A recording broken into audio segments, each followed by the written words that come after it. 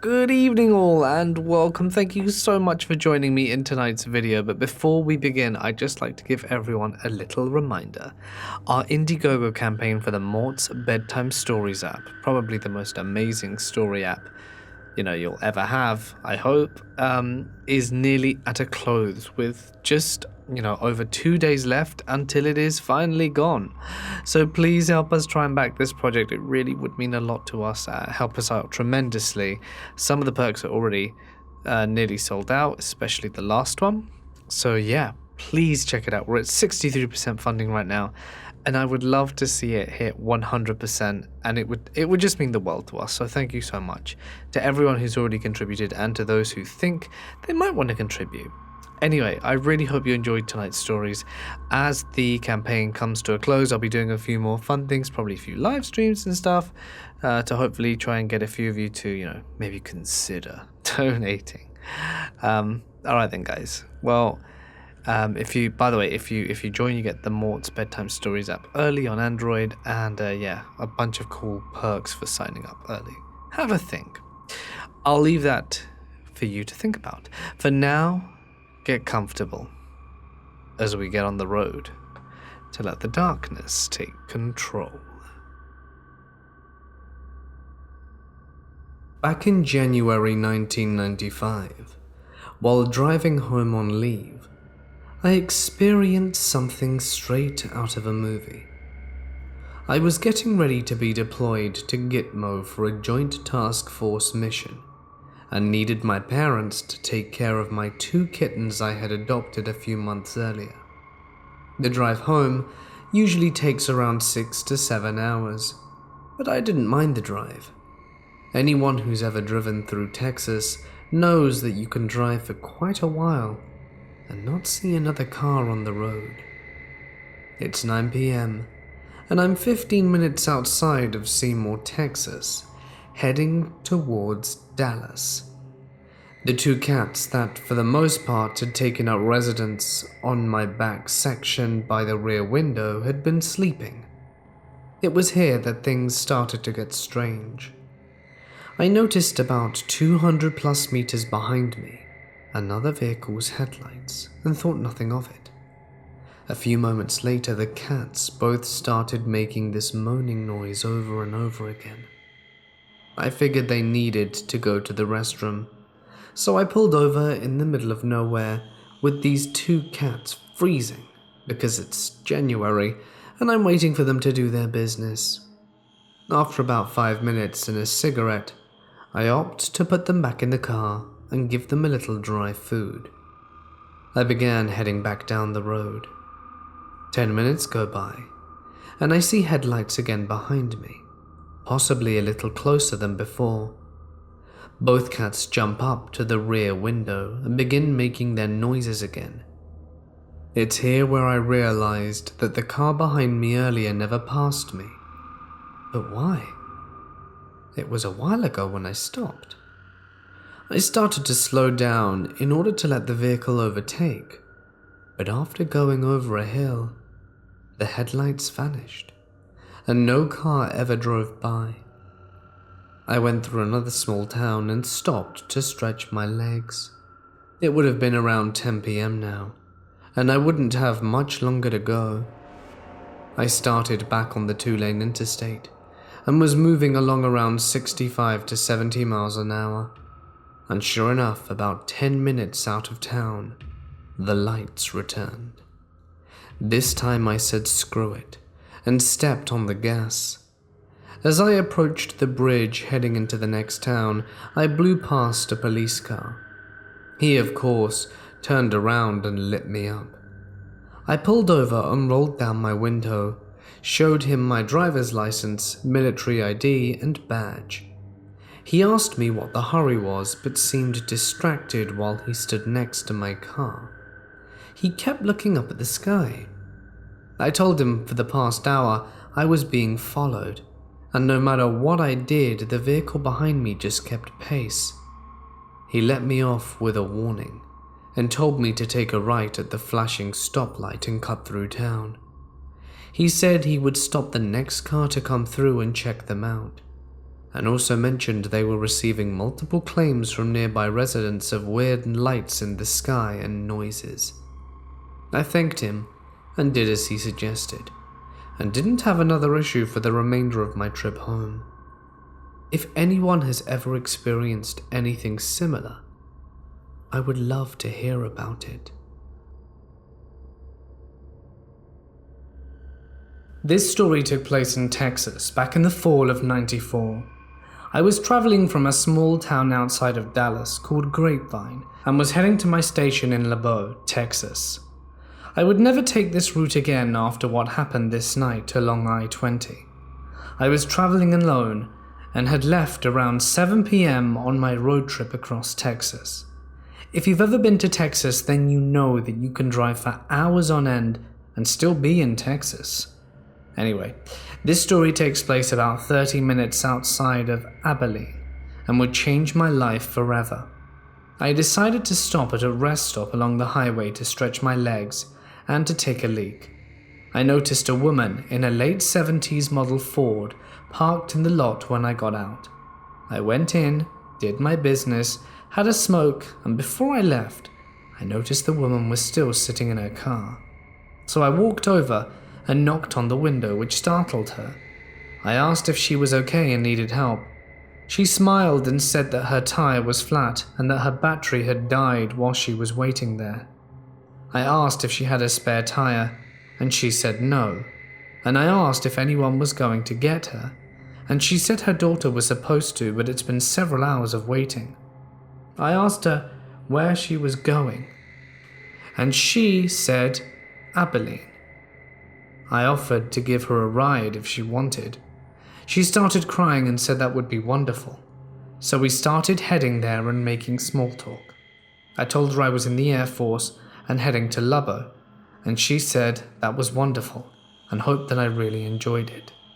I did notice that she kept looking in the mirror, so I asked if everything was okay with me giving her a ride. She smiled and said everything was fine, and she was just happy that someone had stopped. So we finally get to her house in a small suburb just out of town. She thanked me for her ride and hands me a scrap of paper with her home number on it. She asked that I can call her when I get to my destination, so she knows that I made it safely. I thanked her and said I would, but I'd wait until the morning since I knew it would be late when I arrived in Lubbock. I arrived at Reese's Air Force Base later that night and stayed on the base hotel. I got checked in, took a shower, and went to bed. The next morning, I got up, got dressed for the day, and went to find my unit HQ. I didn't even think about the night before. I had so much to do checking squared away. It wouldn't be for another 2 weeks before I came across that scrap of paper with the number. I felt bad that I hadn't kept my promise to call, so I decided to stop what I was doing and give her a call. I called the number and a young woman answered the phone, so I asked for Sandy. The woman on the line said, "Who?" So I apologized and said, "Maybe it's Sandra?" She asked who this was.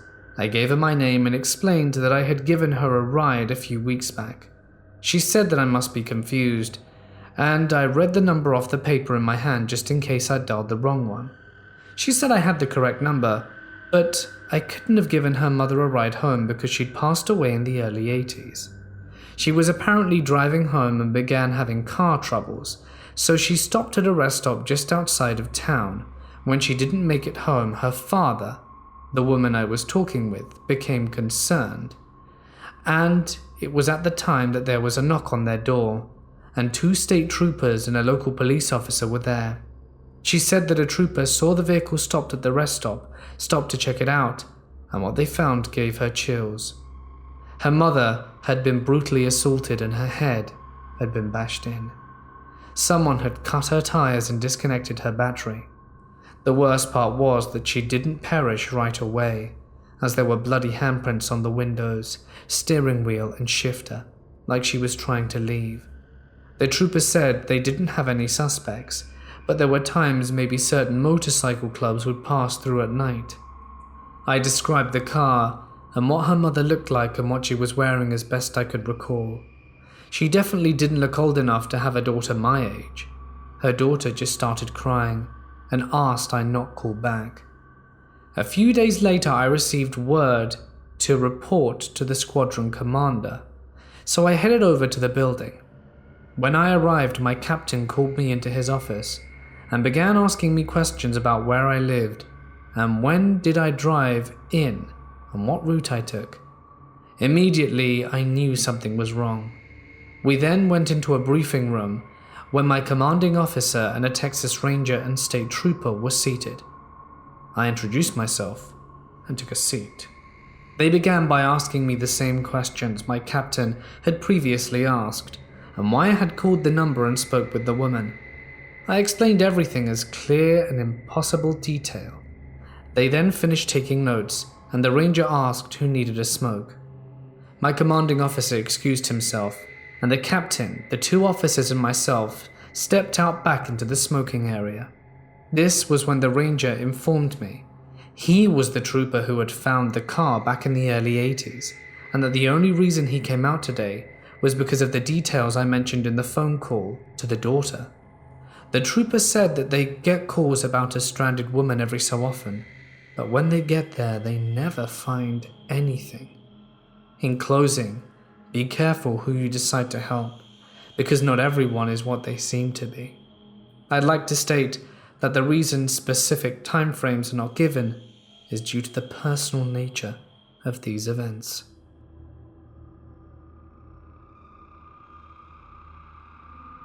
I am a 35-year-old female, and my story takes place when I was 15, but it feels like yesterday. It was the day that would change my innocent youth forever. I am from a little village in Ireland, with a population of a few hundred. The nearest town is about 10 miles away. Growing up in rural Ireland was very idealistic. Summers were spent playing football with neighbours, or going to the lake swimming till the sun went down.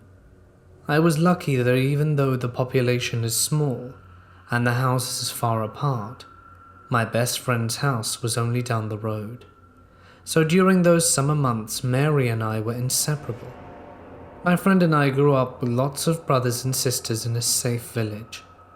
We were given a lot of freedom, and sometimes we were gone all day and only came back before dark. As it was the mid-90s, we had no mobiles, but our mums knew we would be okay and look out for each other. One thing we liked to do during these summers, besides going to the lake and hanging out at each other's houses, was go to town and look around the shops. The easiest way to get to town was to hitchhike, as there were no buses. Here in Ireland we call it thumbing. Hardly anyone hitches now because most households have 2 cars and parents are a lot more protective. But back in the 80s and 90s it was very common. Our parents were okay with it, but there were certain rules we had to follow. I am not entirely sure who came up with the rules, but I assume our parents did. Rule number 1, never hitch alone. You must thumb with at least 1 or 2 friends. Rule number 2, never take a lift if there are 2 or more men in the car, but 2 or more women is fine. Rule number 3, never take a lift from someone in a van. There could be more guys hiding in the back, or worse, ropes and blindfolds. Rule number 4, this was the most important rule. When a car stops to pick you up, always ask the driver where they're going first. If you tell them where you are going first, they could pretend they are going to the same place to lure you in. We were innocent but had common sense, so we followed the rules down to a T. At least, we tried to. My friend Mary and I used to hitch once a week during the summer. We would go to a town with a population of a few thousand and look around the shops, eat ice cream and hang out. When we got a ride, we had to make small talk with the driver. As 2 shy 15-year-olds, this bit sucked the most. To make it fair, we took turns sitting in the front and did most of the talking. One day, We spent a few hours in town. It was pretty uneventful, so we decided to thumb back. Around 3 p.m., we were at the usual spot that we used to hitch from, just on the outskirts of the town, where we were only waiting about 5 minutes when a car pulled up. Before we could ask where he was going, he asked us first. My friend told him, and he said he was passing through our village on the way to another one. Rule number 4 broken, but he seemed nice enough and just wanted to go home. It was my turn to sit in the front. The driver introduced himself as John, a farmer, and was super friendly. He was dressed in a worn t-shirt with holes in it. He had tattered pants and smelled of cow shit. The car was full of bits of straw and old and battered like the driver. He was about 60, had no wedding ring on, and don't ask me why I noticed these things, I just did. About halfway between town and our home village, he asked if we heard a noise. No, we replied. There it is again. Sounds like a banging noise, he said. I didn't hear anything, so I just sat there quietly. Think it might be the exhaust pipe, he says. I'll have to pull it in and have a look. He pulled up on a busy road and went to have a look. I didn't hear anything, Mary said. He seems like a weirdo.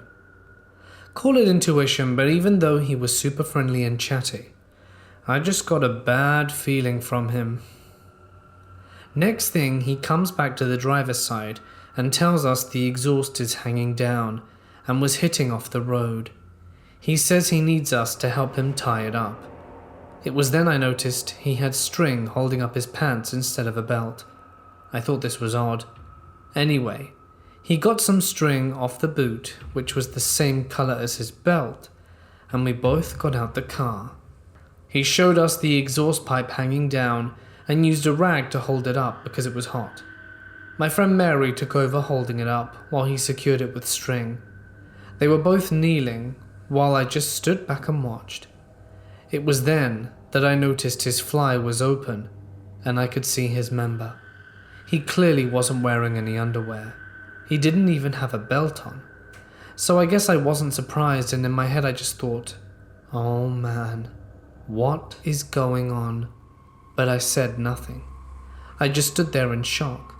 Mary hadn't noticed at this stage and just continued to hold the pipe. When John was standing up, he noticed his fly was open and acted shocked. Oh girls, I'm so sorry and embarrassed. I only have a safety pin holding the fly together and it must have come off. Please forgive me and get back in the car. Mary was stunned because she got a close-up of his privates, which left me to do the talking.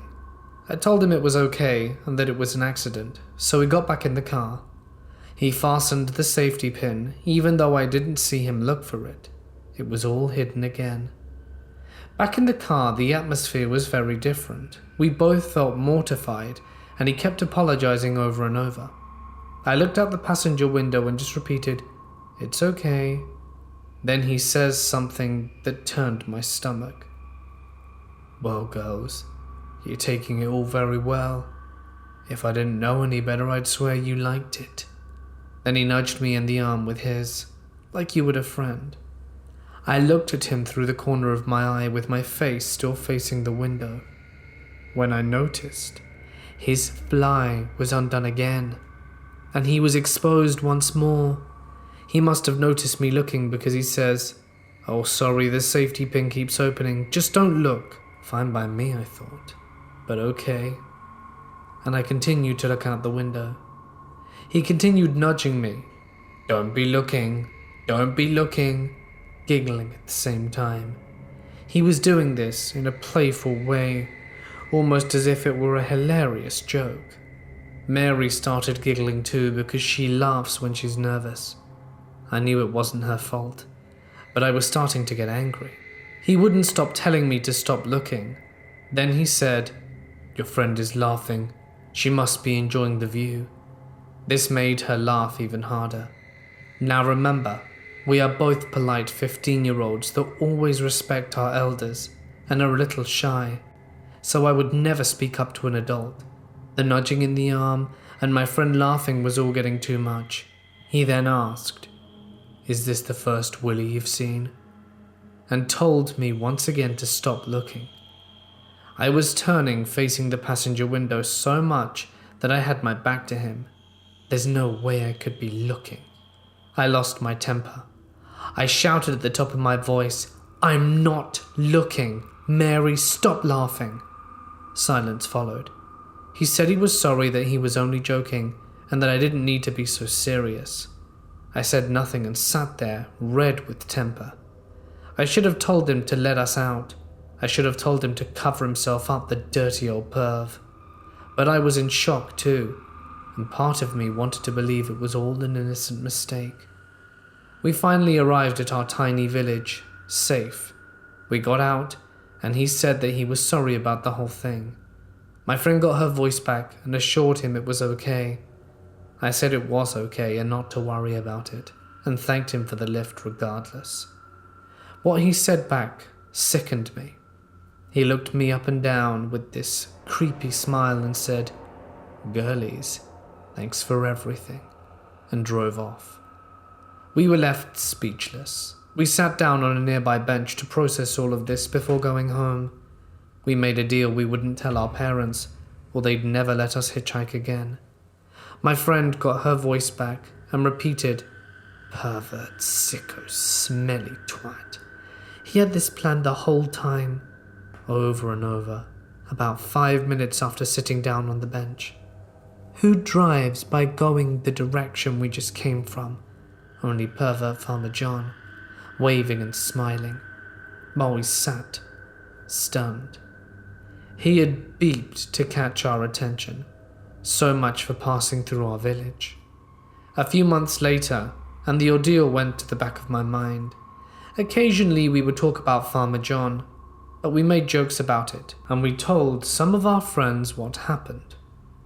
One day I told a friend of mine named Brid. A cousin of hers had told a very similar story.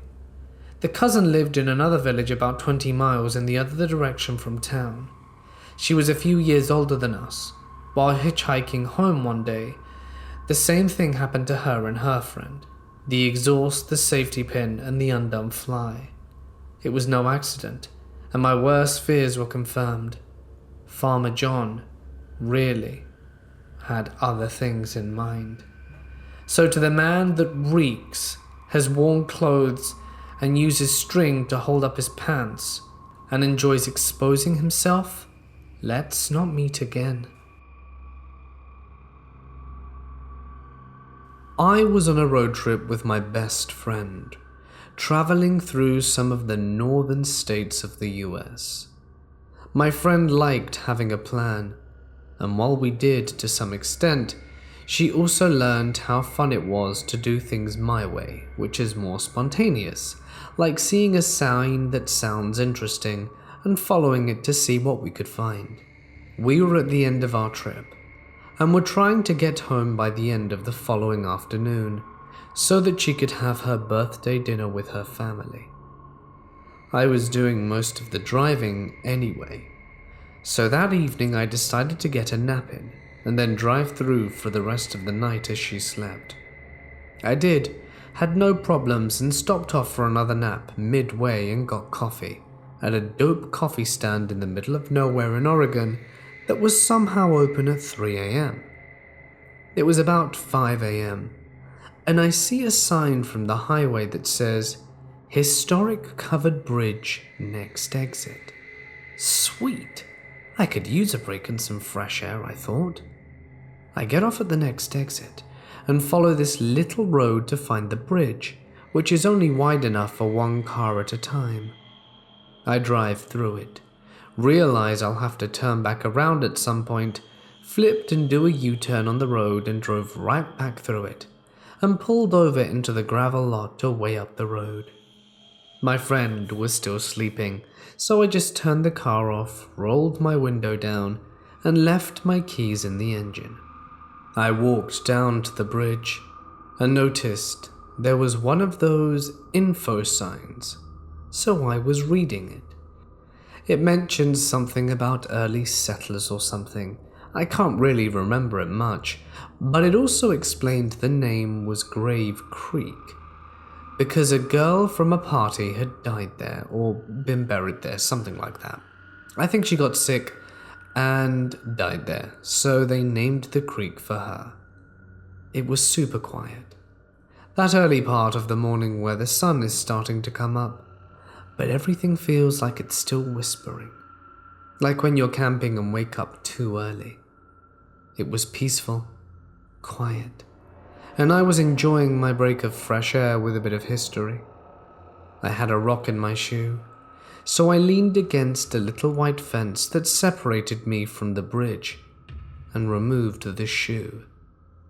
Mid-tending to my foot, I happened to look up, and this woman was literally crawling from under the bridge. I kid you not. It felt like my whole body was full of adrenaline, and everything within me was screaming to get the hell out of there. So, for context, I'm a tall and strong woman, always have been, and people don't usually try to do anything to me because I can obviously hold my own. As a result, I hardly ever get intimidated by strangers, and definitely don't get intimidated by other women.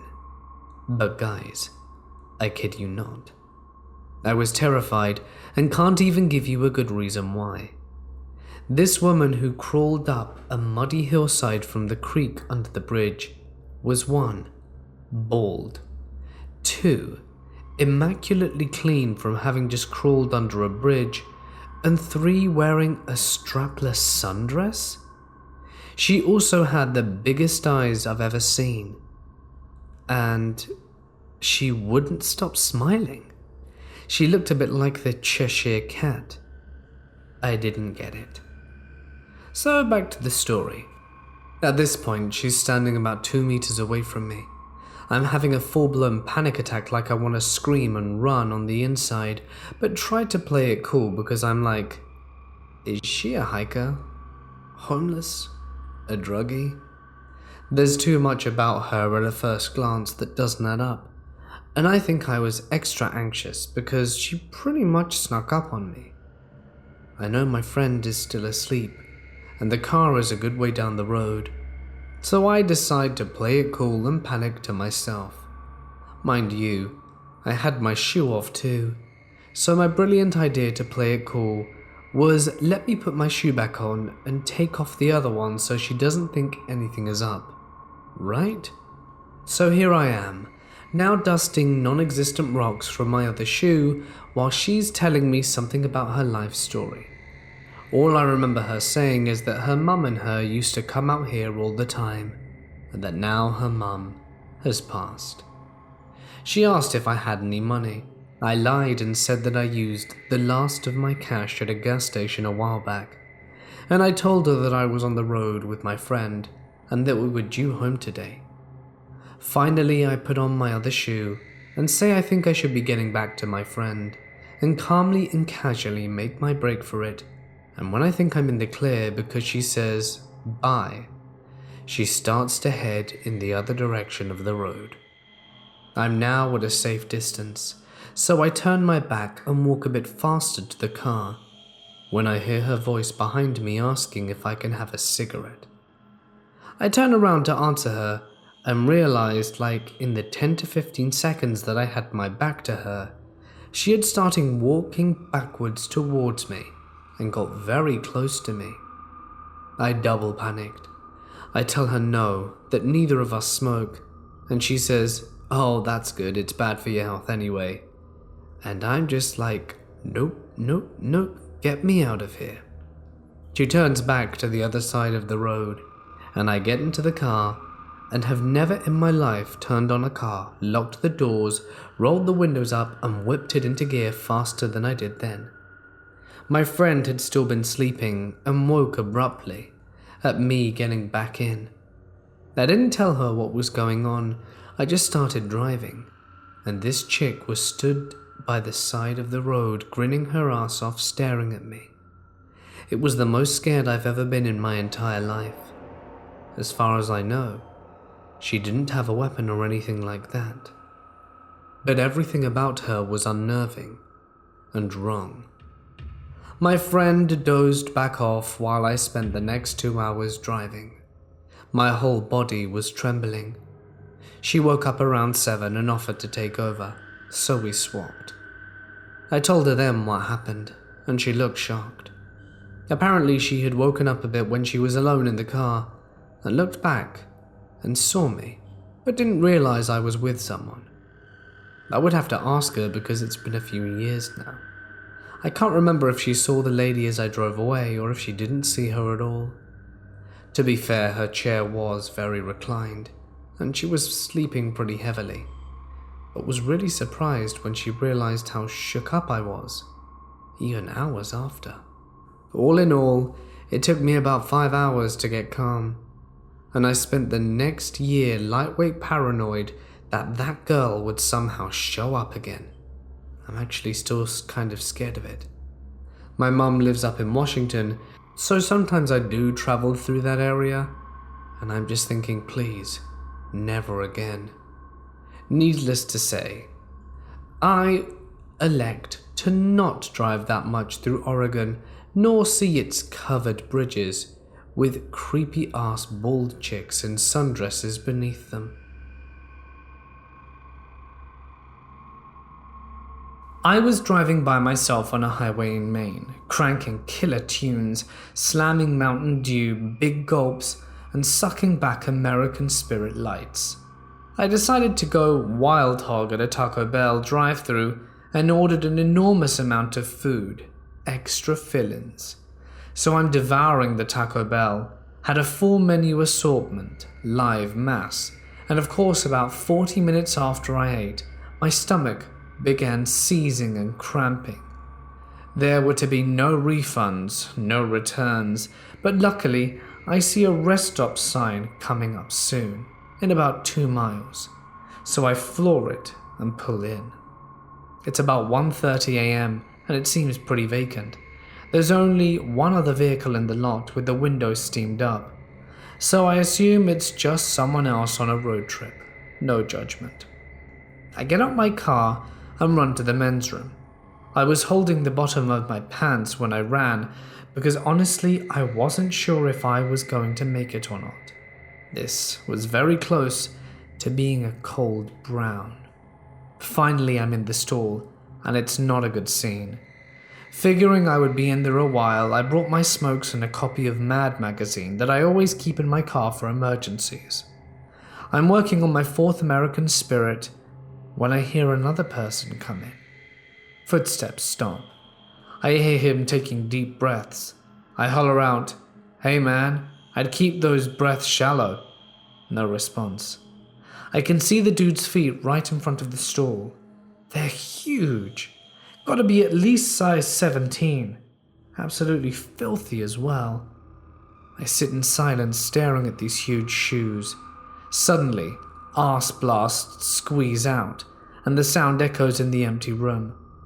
All of a sudden the guy starts pounding on the door, then grabbing at the top and shaking it. "I'll be out in a minute," I scream. Then it stops. I hear the footsteps again, and then a lot of squeaking, then footsteps again, and then the door opening and slamming shut. Of course there was no toilet paper in the stall, and it was not a clean pinch as you can imagine. I had to sacrifice my Mad magazine. Alfred E. Newman has never been so disrespected. I exit the stall and see in marker written on the mirror, "See you outside." It was signed Nitro. I'm born and bred in Maine. I've met a lot of guys who go by Nitro. Not a one do I want to meet alone in a rest stop in the middle of nowhere in the middle of the night, so I'm terrified. I hatch a plan that I'm just going to go for it. I open the restroom door and sprint to my car, not looking back, and I run, and I hear shuffles and footsteps behind me. I hear a scream approaching. I left my car unlocked because it is not the best, and then I jump right in, get the car going and do a burnout and speed off. I see in my rearview mirror the silhouette of a massive man. He threw his hat on the ground and began jumping up and down as I sped down the highway. No idea what the intentions were, But this was easily a top 5 scary moment for me, and I can't bring myself to poop in a public restroom since. 4 years ago, my ex and I decided to take a break from our jobs and pursue a lifelong ambition of mine of getting to know our great country a little better. I really wanted to see more of the States, as I'd never left my home state, and was desperate to see what our country was all about.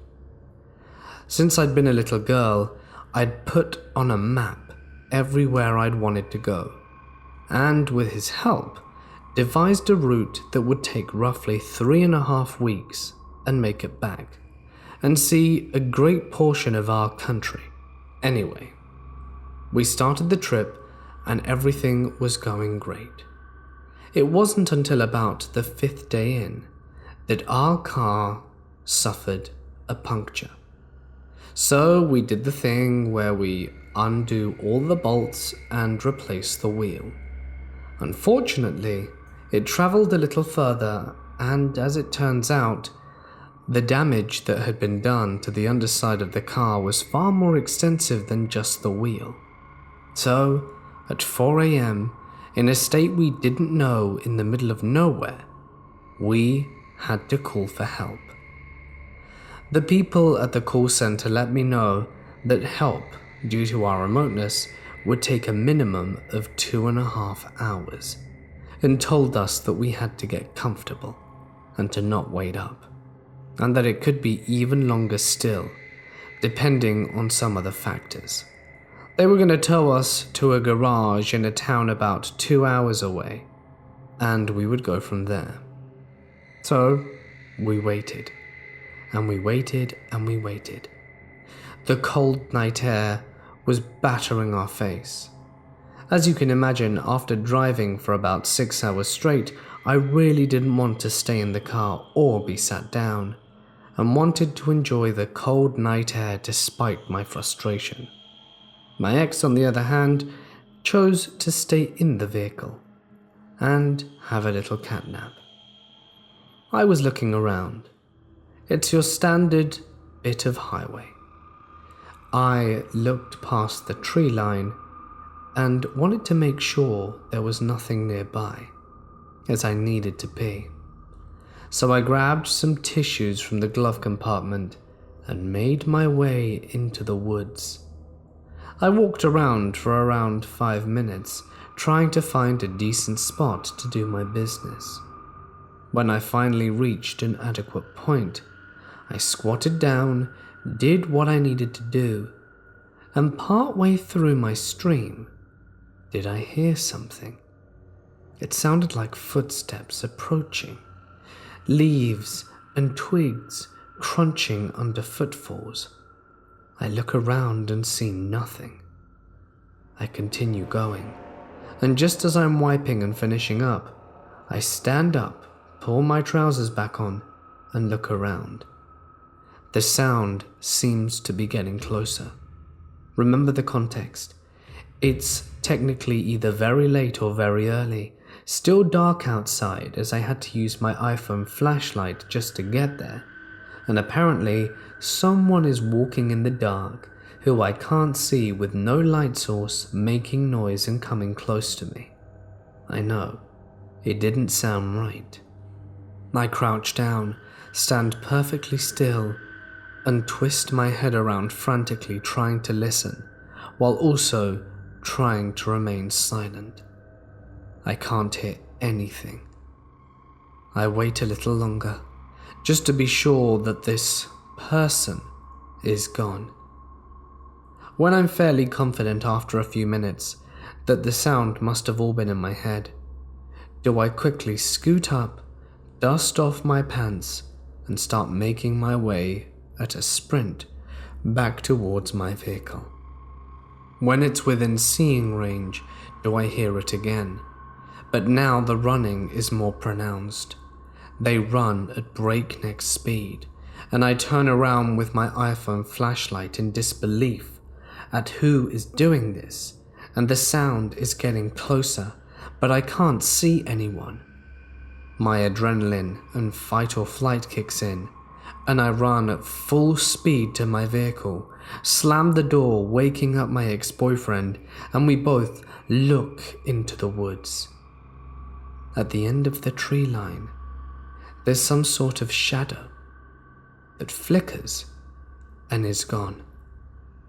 I look to my boyfriend without saying a word, unsure if I had just seen what I'd seen, and wait for him to say something, to confirm, just to make sure I'm not crazy. Remember, it's quite dark, so it was quite hard to see anyway. But we have our hazard lights on, and by the light of the vehicle, do I just see it for that split second. I say, Did you see something in the forest? He looks at me with wide eyes and says, You saw it too? I ask him what he means, and after a moment's hesitation he says, Like a shadow behind a tree, and then it was gone. I give him a slow nod, and we sit there in silence until the guy comes to tow our car. It was pretty disturbing. Needless to say, I chose to do the drives during the day and not the night after this day. This is something that happened to my best friend and I a few years ago. While my best friend at the time and I were seniors in high school in 2016, we went on a weekend trip to visit my grandmother a few hours away from my town in Georgia, USA. The town we lived in was comparatively small for the state, but one of the biggest towns within a few hours. But we had to travel about 2.5 hours through tiny, somewhat redneck towns to get to my grandmother's place. We were on our way back home when we had to stop at a gas station literally in the middle of nowhere. I'm talking cornfields, cotton fields, streets with no signs or lights, not even stop signs, and definitely no cell service. The convenience store attached to the gas station had maybe a few snacks inside, but looked deserted from the outside, and there were no other cars nor people in sight. And we didn't bother to get anything other than gas. I paid with my card, mainly because I didn't want to leave my 5'1", 100-pound friend alone in the car while I went inside alone. Another car pulled up on the other side of the single gas pump while I started pumping gas, and because of everything I'd read and heard about on YouTube and Reddit, I'd already had a weird feeling and decided to stay alert and stand outside the car with my driver's side door open, so my friend can see and hear everything that was going on. That's when a thin, late 50s-ish older man got out the car and seemed to be peeing at the pump and standing beside his car while he got gas. But after a few seconds he walked around the pump and maneuvered himself around my car door to stand within a foot of me and asked if he could pump my gas for me. Luckily the gas nozzle was locked, so it was pumping without me having to hold it, and I immediately placed myself between the opening of the door and the man, and prepared to either shut the door with me inside it or move and slam it behind me to protect my friend if necessary. I calmly told him no thank you and that it was fine. He looked up and down at me with the corner of his lip tilted and said, "Pretty girls like you shouldn't be out here all alone, and you definitely shouldn't have to do this by yourself. Let a man help you, baby," and covered my hand with his own as he reached for the gas pump I was holding. I jerked my hand from underneath his and slammed my car door shut, thinking the last thing I would want is for him to jump in my car and drive away with my friend in the passenger seat. Orange flags started tinging red, and my usually over-polite demeanor turned serious, and I remembered something that I'd read before on this subreddit, and it said, better safe and to seem mean rather than polite and uncomfortable. And they're right. So I responded, "Sir, get away from me. I can pump my own gas and I've already said no thank you. Leave us alone." He didn't move, only raised his chin and managed to make eye contact with me. All lip tilt, gone. I stared him down and figured I'd gotten enough gas to last us enough time to get the hell out of wherever we were. So I maintained eye contact, pulled the nozzle out and basically threw it back on the pump before getting in my car and driving away before he'd even noticed. As we drove away, I glanced in the rearview mirror and saw that his car wasn't even being filled up with gas, telling me he was driving by and decided to help a damsel in distress out. My friend was shaking the whole way home, telling me she would have just let the man pump her gas. But I'm just glad some of the confidence I gained from learning about these stories helped me stay attentive and respond confidently enough to get out of this situation. So creepy gas man in the middle of the ghost town in Georgia, let's not meet. I live in Texas and decided to go to Colorado with my then fiance and his sister to visit his mother for a week. We opted to travel after work at about 6:30 and go through New Mexico while traveling at night to maximize our time. I decided to drive first because I enjoy driving at night, and I had time for a quick nap before we took off while my ex finished packing. So we loaded it into the car and took off. At around midnight, we were pretty far into our trip. I was the only one awake, and I had stopped to fill up the gas tank and get a Coke before the craziest part of the driving started. We were supposed to have switched seats at this time, but my ex and his sister were both still snoring, and I figured I could keep going. I drove into the New Mexican darkness for a few hours, until I entered a town called Oscuro, which, by the way, is Spanish for dark. It was about 2:30 a.m. at this point, and as I was driving, I noticed a dead tree off the highway. I was on a few miles ahead, and I made a joke about how dark Oscuro was to myself as I drove close to the tree. It was at this point I saw what looked like a woman's body in a tan slip dress hanging from it. I obviously freaked out, but swore to myself I was just tired and hallucinating, but the entire time I could see the body just hanging. Finally, as I was getting super close, I saw the arm of the woman outstretched and pointing at the road. Her hair was blowing in the wind, covering her face. And I was driving past her like speed would help me stop seeing her.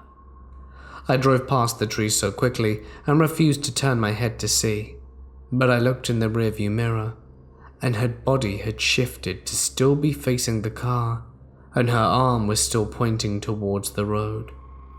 I was rattled and drove away as fast as I could until I couldn't see her anymore, and stopped at the next gas station to calm myself down and finally to switch drivers.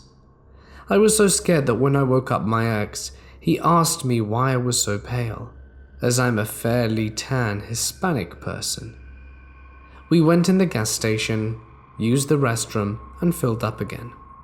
My ex ended up saying he wasn't feeling well, and I offered to drive again, even though I was still very uncomfortable with the idea. His sister refused to wake up when we nudged her, so I was out of luck. The last weird thing that happened that night was while everyone was still sleeping at exactly 3:03 a.m. for 3 minutes. In New Mexico, the road got covered in a fog that was so thick I couldn't see 3 feet in front of me. I was way too spooked not to wake up my passengers this time, but they ended up seeing it as well, and were very confused by how in the desert during a reasonably warm night, there's fog so thick you can't see a body of water nearby for 3 minutes, and it just completely vanished after that. Anyway, I got us to my ex's mum's house and refused to drive the way back, but once again was forced to once the week was up, and this time while passing the same tree there was nothing there. I have no idea how to explain it, and I wouldn't call myself a skeptic, but I also have never seen anything like this before. If anyone has any ideas on what I saw or what she may have been, I would love to hear your take on it. On 2 previous occasions, I had picked up a lady that was hitchhiking with her kids. The lady was a con artist, and not a very good one, who had trained her children to be part of her con, with scripted dialogue. This story happened about 2 years after I had last forced her out of my car outside a police station. On the day in question, I was driving alone. I was nearing a traffic circle in my hometown when 2 young ladies jumped in front of my car, forcing me to stop. The 2 ladies claimed that some guy had been chasing them and I needed to get them away from there. I live in South Africa, a country best known for its crime. This also happened around the same time that there was a man going around my town harassing women, and I happened to be in the same area the last attack had occurred. Overall, I didn't think twice about unlocking the car and letting them in. The 2 girls looked around the same age, with one being very slim and the other leaning towards the larger variety. The skinny one got in the front seat and the bigger one in the back. The one in front was called Jen and the one in the back Kiara. I asked them if I should drive them to the police station, but Kiara said no and asked me to drive them into town. Apparently their boyfriends would meet them there. Jen hadn't said a word since getting in. I was driving in the town's direction when the following dialogue occurred between them. "Friend, I don't want to sleep on the street tonight. I know, don't worry, God will provide a miracle. But where will that miracle come from? Maybe he's already sent it." Bear in mind, this dialogue has been translated from Afrikaans. Now, to most, this would have sounded like an obvious ploy. They'd ignore it and simply try and get the girls out. To me, though, this meant something more. You see, the moment Jen had spoken her first line, alarm bells started going off in my head. I'd heard this dialogue before. Not more or less, but the same dialogue, the exact same one. It was then I recognized her. She was the daughter of a female hitchhiker I had picked up a few years prior, who had used those exact words and had spoken it between her and her mother. I never mentioned the mother's name, but she introduced herself as Natasha. I continued driving, but cut their conversation short. So I say, "So how's Natasha?" Kiara, obviously taken back by my question. Who's Natasha?" "You know, Jen's mother, Natasha." Jen was completely silent again. "No, she's not Jen's mother." "Really? That's interesting. And don't you know her at all then?" "No, I mean, I know her, but we don't know her." Jen was sobbing now. "Won't you please help us? We're hungry and can't afford food." I looked at Kiara and wanted to make a snarky remark, but decided that was beneath me. Kiara had now started up too and was trying to fake cry. Jen was the much better actress. Some dialogue ensued with them asking for money and me refusing. I don't remember the exact line exchange. Eventually I softened up and took them to the McDonald's drive-thru. They both ordered the most expensive meals they could see on the menu, and I paid in cash, which was a stupid mistake. As we were waiting in the drive-thru, as this is South Africa and usually does take a while, Kiara asked if she could borrow my phone to send a message to her boyfriend to say that she'll be there soon. I sighed and handed her my phone. The food eventually came and we continued driving. I was getting pretty uncomfortable and wanted to get them out my car. Then they started asking for money again and more of the same dialogue ensued. Next thing I know, Kiara was starting to seductively massage my shoulders from behind. Her voice had softened and she was now talking in a seductive tone. I pulled the car to an abrupt stop and told her, but politely and firmly, "Get your hands off me." Kiara didn't listen and started to move her hands lower down. I said, and I was cut off by Jen saying, "Listen to him, Kiara. He said no." She obliged and removed her hands. "Give me my phone back. Why do you even still have it?" She protested for a moment and handed it back quickly and looked around for my wallet. "Where's my wallet?" "We don't have your wallet. I put it right next to me. It's no longer here. Where is it?" "We didn't steal your wallet." "I'm going to count to 10. And then what? You're going to take it from us? 2 young girls alone with you in your car after we were almost just assaulted? Who's going to believe you over us?" I was silent for a few seconds, considering my options. Strangely enough, they were right. The scales were not tipped in my favor here. I told them to just get out the car. Kiara protested, but Jen quickly obliged and made Kiara follow. I sped off as quickly as I could, livid. I got home, still blazing, and took a while to cool off. Later that evening, curiosity got the better of me. I took out the cell phone, went into my sent items, and the following text is what she had sent.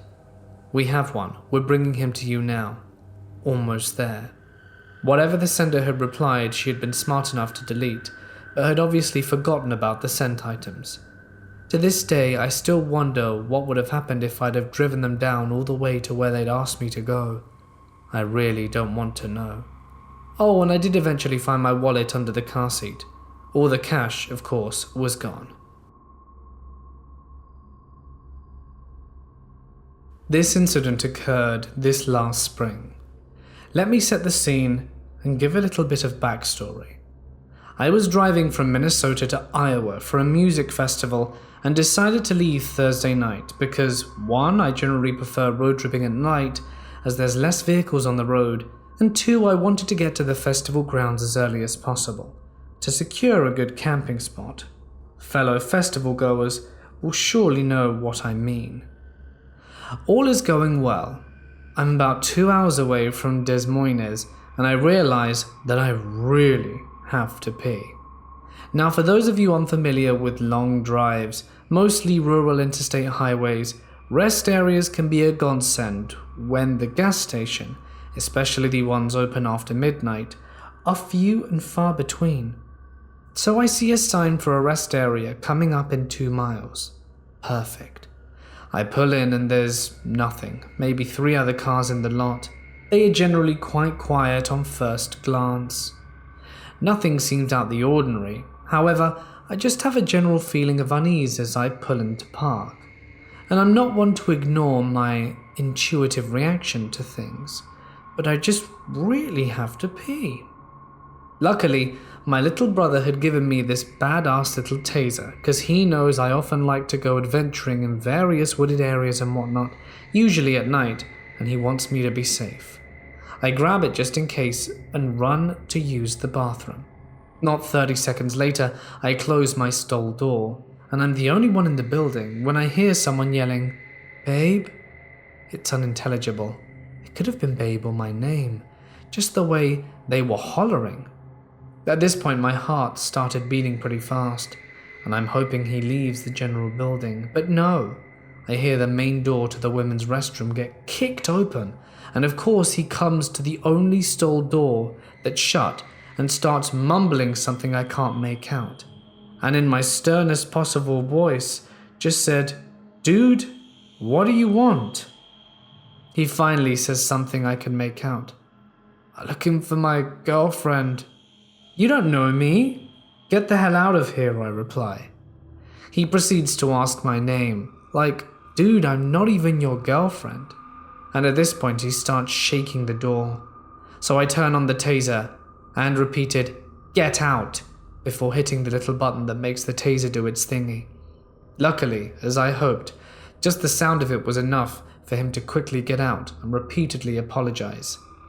I sat there for a good 10 minutes trying to regain my composure, and then quickly walked out to my vehicle, taser at the ready, and booked it out of there immediately. This story was told to me by my family, by a cousin of mine when I was 11 years old. I'm 28 now, but the eeriness of this story still shocks me.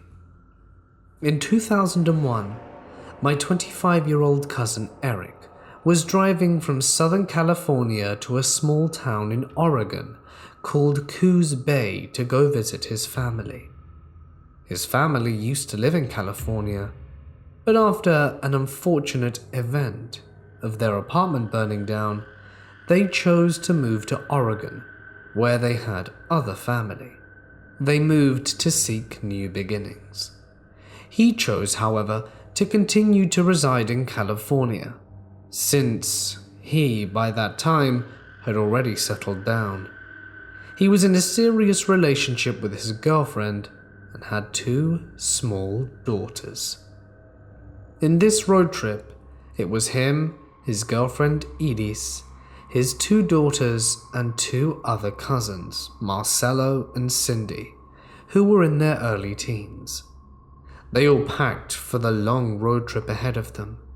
The usual clothing, shoes, pajamas, as well as hygiene products.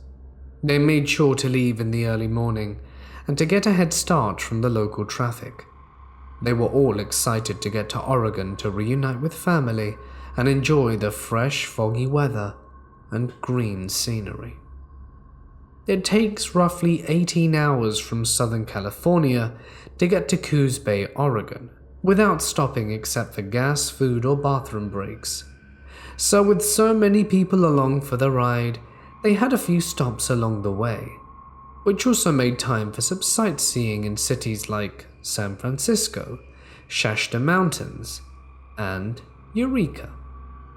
After a long drive without any sleep for Eric, they had finally reached Oregon. By that time, it was very late into the evening, and he was about 2 hours away from his destination, not wanting to stop for rest, and continued driving on a very long and lonely road. All that time of the evening, Oregon weather tends to be very cold and foggy, which makes roads like these more desolate. At the time, his girlfriend Edith and the other 2 cousins were awake because they had slept previously. As Eric was driving, they noticed they were passing by what seemed to be a cemetery. Their surroundings were completely black. The only light besides the headlights of the car was the moonlight that lit up the cemetery and made the tombstones visible from a distance. Then suddenly, his girlfriend spotted what seemed like 2 people standing near the road. Their first thoughts were maybe that they're hitchhikers, or perhaps they're in need of help, possibly stranded. So Eric opted to pull over as he slowly approached the 2 individuals and didn't come to a complete stop, the headlights from the cars just barely illuminating them. But he noticed something was off about them. Their clothes were abnormally torn and worn out, more so than your average homeless person, as well as being fashioned from the 40s or 50s. Their skin looked deteriorated and really old, almost as if they had perished already. Out of a tone of fear, his girlfriend told him to keep driving, and that is exactly what he did. He stepped on the gas with tires burning. Everyone in the car was quiet for several seconds, shocked and confused, and they all asked each other what that was. Unsure of what they had witnessed, they continued driving without any stops or breaks, specifically not stopping for anyone on the side of the road, and eventually made it to their destination safe and sound. But that is one event he says he shall never forget. Now, I'm of the Christian faith, so I don't believe it was corpses that rose from the graves or spirits of the dead, but I do believe it was something worse than that. Perhaps demonic spirits roaming around there for whatever reason. You guys can believe as you wish, but one thing is for sure, is that this creepy incident would undoubtedly scare anyone.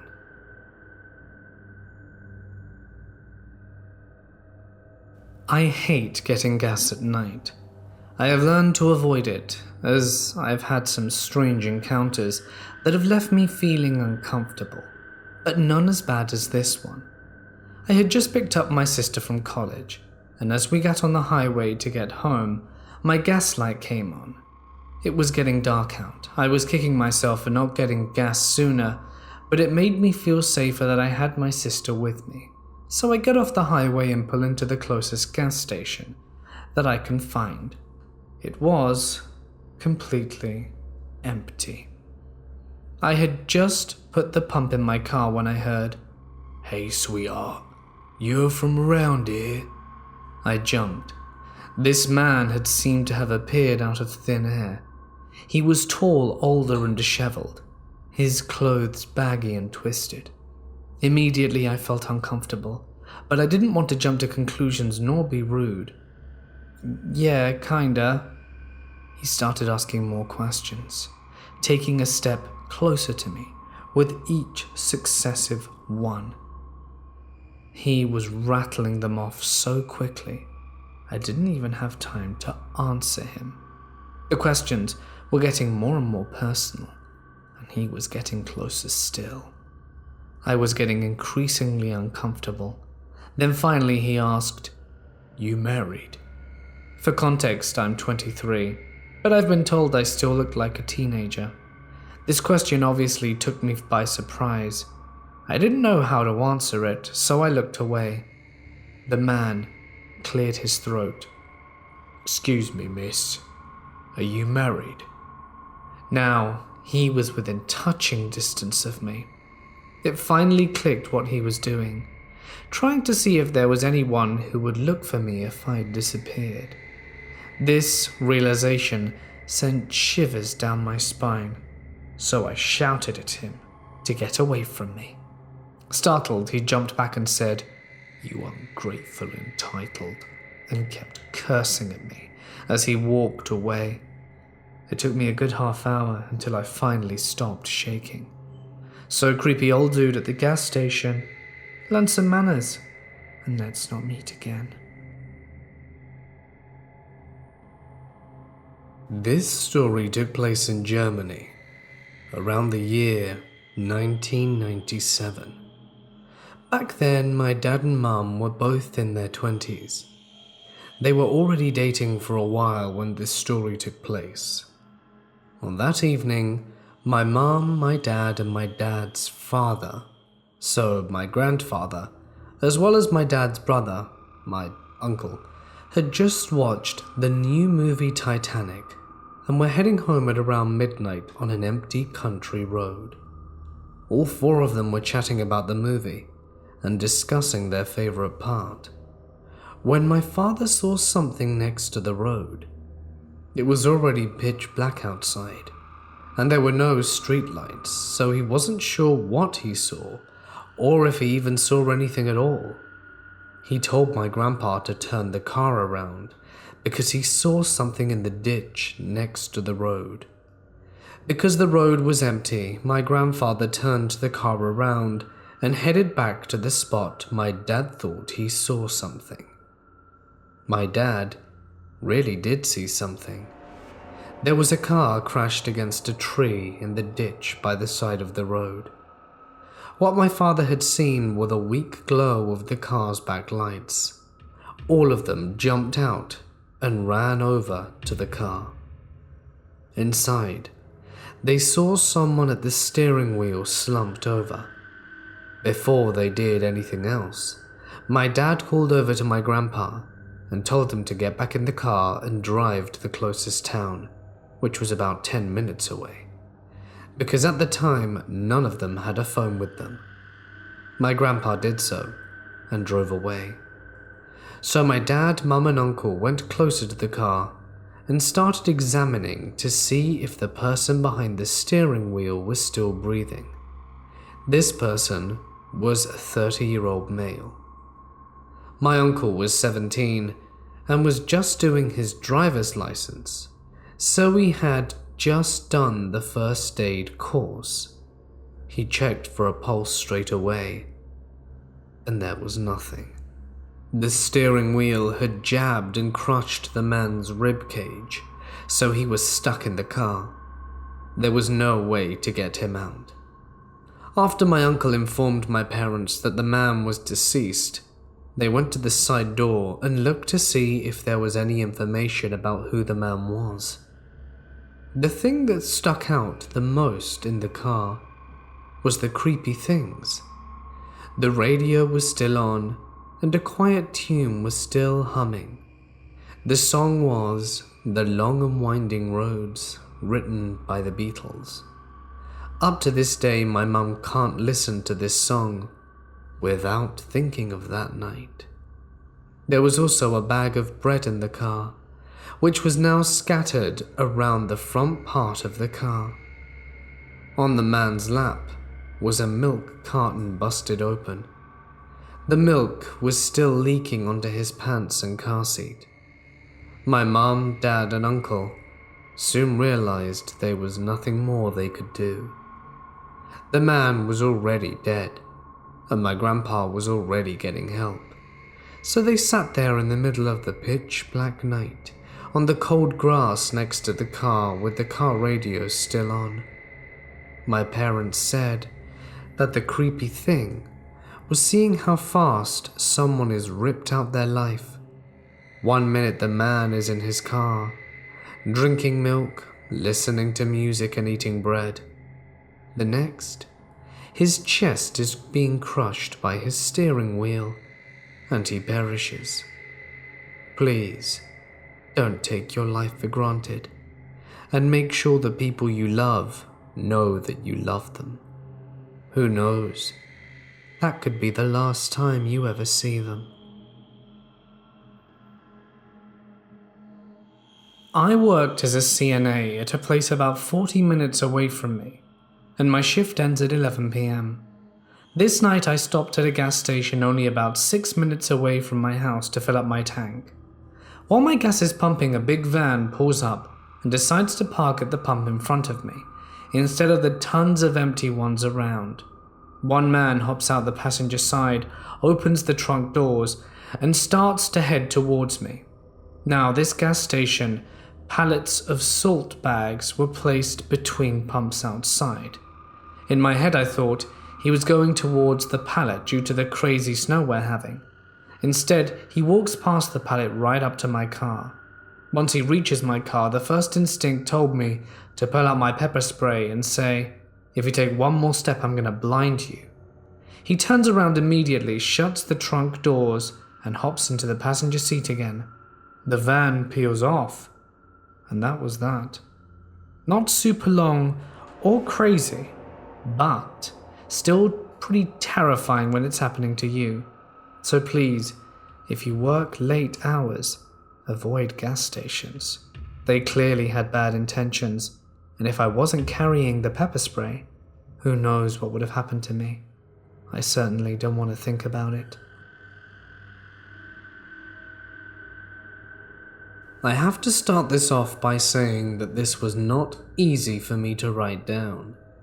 I have tried to do it several times over the past few months, but no matter how it came out, it either didn't sound right or I got too emotional with it and lost the facts of how I felt about the situation. This happened in February 2017. At the time, I was 18, my sister was 17, and we were living in a small apartment with our dad, and we were both in high school.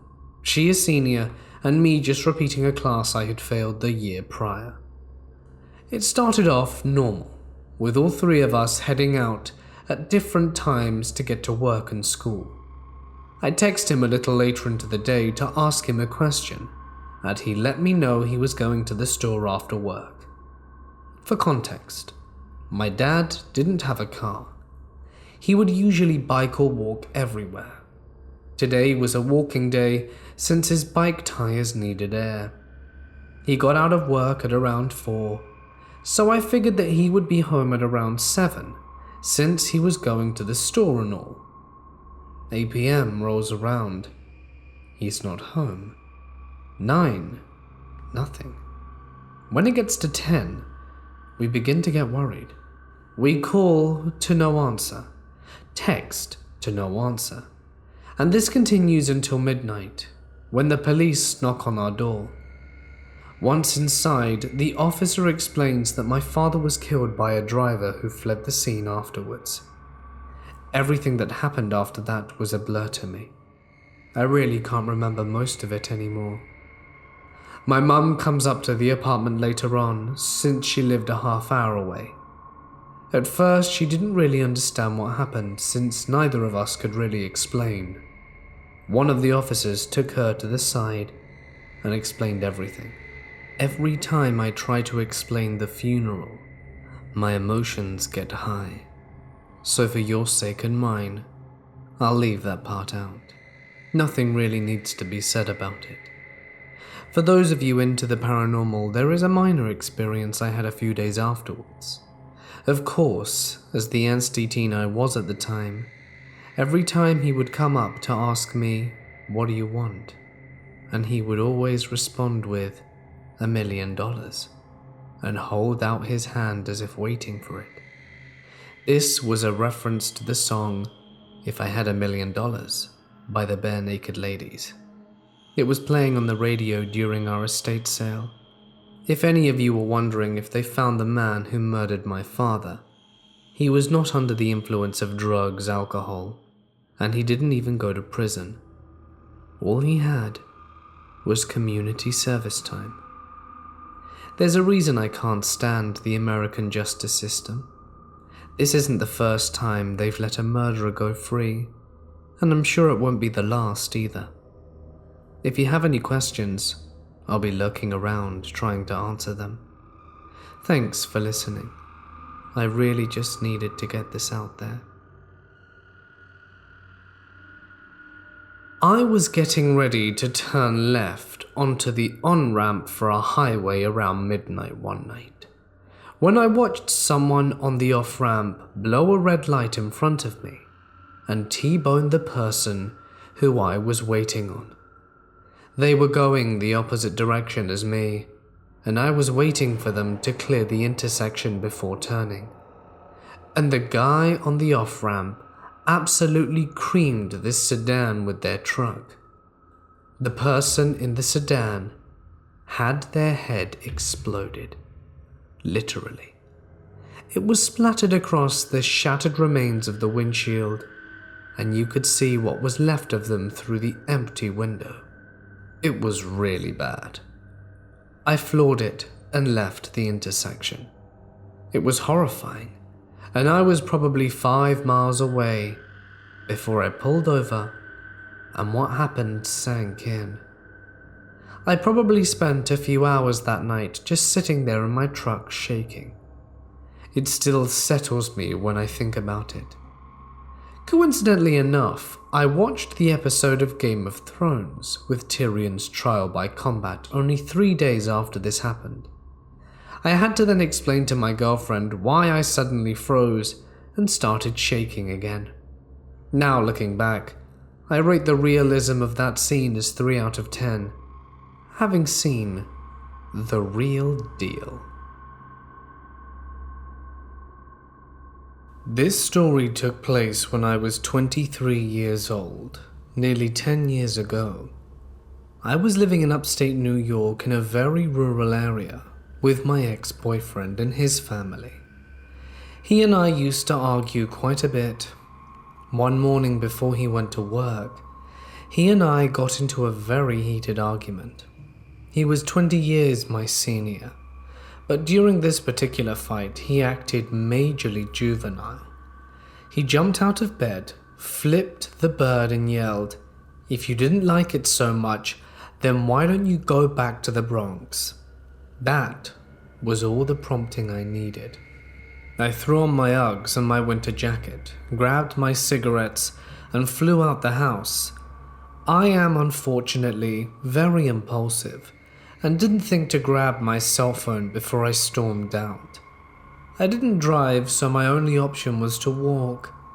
I don't think at the time that I intended to walk back to the Bronx, as I was a 3-hour car ride upstate, but I just needed to go for an angry, dramatic walk. I realized once I got to the road at the entrance of the trailer park that I had no idea where anything really was around me, as I'd only lived there a few months, and at that point we really didn't go out a lot. I banked left and just walked and walked where I knew civilization was. I found myself walking alongside a very busy stretch of road, with 18-wheelers flying by, spraying me with slushy snow and soaking my shoes.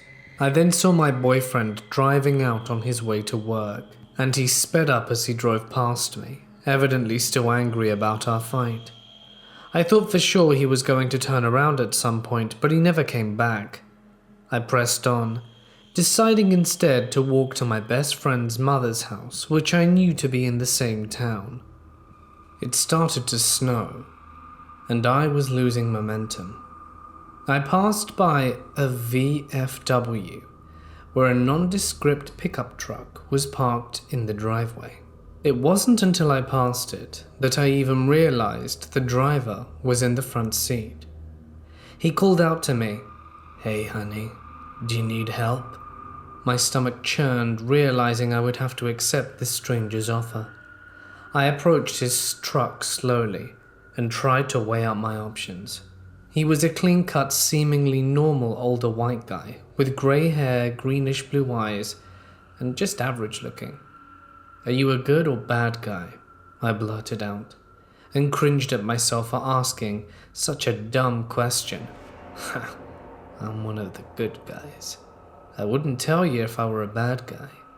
I ignored the bells going off in my head, and I got in the front seat with him. As we drove, I realized I had no clue where my friend's mum actually lived. I knew the name of the road she lived on, but it spanned a good distance, so it wasn't very helpful in terms of finding my destination. I asked to borrow his cell phone so I could try calling my best friend to ask her where I was going. I called her 3 times and she didn't answer, probably because she didn't recognize the number. I started to feel inexplicably hopeless. After a few minutes, he asked me where I was from and why I was out in the middle of nowhere in the snow wearing pajamas. I explained I was originally from the Bronx and that I had gotten into a fight with my boyfriend. He paused and said, "Hey, you wouldn't be interested in making a little money, would you?" I chuckled nervously and said, "Oh, no thanks. Well, I just figured since you were from the Bronx," and trailed off. Realizing at that moment I was definitely in it deep, I muttered, "Oh, sure." He eyed me up and down and laughed to himself before sneering, Sure, she says." I started to panic big time, but knew I couldn't show my fear. I scoured the scenery for a pillowy snowbank that I could land in if I leapt out of the truck, to no avail.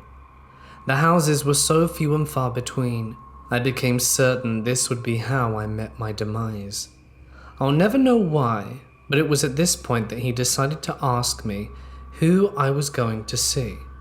I quickly blurted out my best friend's mum's name and her husband's full name. He instantly parked up and explained that he knew the husband, and how they used to snowmobile together 20 years ago. I felt the greatest wave of relief when he explained that he knew exactly where his old buddy lived. When we finally pulled up to that big yellow house, it was like arriving at the promised land. I sheepishly asked his name, Steve. He then asked mine. I gave him a fake name, spat out "thank you," and ran out as quickly as I could from his truck to the porch. I crashed through the front door and locked it behind me. Immediately I started crying, running through the house and trying to find my friend's mum. I had awoken her from a sound sleep, but she didn't say a word upon seeing how shaken up I was. Once I knew I was safe with her, I explained everything, the fight, the fleeing, the weird guy, and his proposition. And she listened, horrified, and curious at the same time. She made me promise never to do anything so reckless again, and that if I needed her, to call her. She told me she would ask her husband when he got home about this Steve guy and find out more about him. I returned to my boyfriend's later that day and got really stoned to try to forget about the events of that morning. The following day, my friend's mum called me to tell me that Steve was a dangerous person who her husband had cut off communication with years ago. The last he had heard about Steve was that he had been arrested for assaulting a woman. She then went on to point out how incredibly easy it would have been for him to hurt me and leave me just about anywhere on some lonely stretch of road, and no one would have even known where to look for me. Not to mention, I might not have even been found until the snow thawed out. So Steve, you major creep, thanks for the lift, but let's not meet again. I was once in a car accident, in which I was T-boned by a girl not much older than I am, on my passenger side after she ran a stop sign, when I was 18. For the record, it was very dark and the sign was hidden around a bend with trees in the way. Immediately after the collision, I got out of my car and it felt like I was being taken over by a higher power. The front of her car was completely totaled, and I approached her driver's side door and asked if she was okay, but she was completely unresponsive. Without hesitation, I told the guy at the stop sign behind me to call 911. I pulled her out of the car and immediately began chest compressions. To make things even more strange, I said, "Come on, Aaliyah, stay with us, come on, Aaliyah," with every compression before the emergency services arrived and took over. Now, never in my life had I met this woman. Never have I believed in the paranormal. Until we went to the hospital and the doctor came out smiling and thanked me for my efforts. They then said, "Aaliyah would like to thank you too," and guided me to her room. It has forever lived with me, and we actually became friends who go to the same university. I don't think I saved her life, and that it was instead her guardian angel. Really chokes me up. I'm not religious at all. I even have a lump in my throat just typing this up. I think I'm gonna have to text her. Me and my girlfriend were in a city in Texas off the highway, and we stopped at a tiny gas station to get beer and chips and such. For some reason, when we pulled in, I felt the need to say, "I actually think I need to come in with you."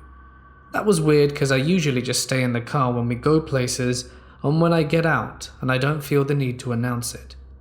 When we walked in, everything felt normal. We were just laughing and joking about how the half-naked Modelo girl cardboard cutout had a super pixelated face. We started looking at the beer, and I was being indecisive, but I could tell we were both getting really sketched out. So I just grabbed 2 coconut margarita-type drinks without thinking about it and rushed to the counter because we needed to get out of there. There was a growing feeling of being watched. It was like pure malice. I hadn't felt anything like it before. There was an old Hispanic man leaning on the ice cream cooler right by the counter watching every customer. Everything felt slow. It's hard to explain. When I put my stuff on the counter, the man started smiling at us really wide and talking in a very strange manner, like he was trying to be charming or personable. But he just came off as really strange. Outside the door, I could see a man in a red jacket also staring at the doors, just watching and waiting. They were waiting. I can't explain the overwhelming feeling of dread we had, and we didn't talk about it until we were driving out of the parking lot, and the man in the red jacket was still circling the building watching the car drive off. This city we're in has a bad reputation for people being taken, and I honestly think that they were waiting for the perfect victim.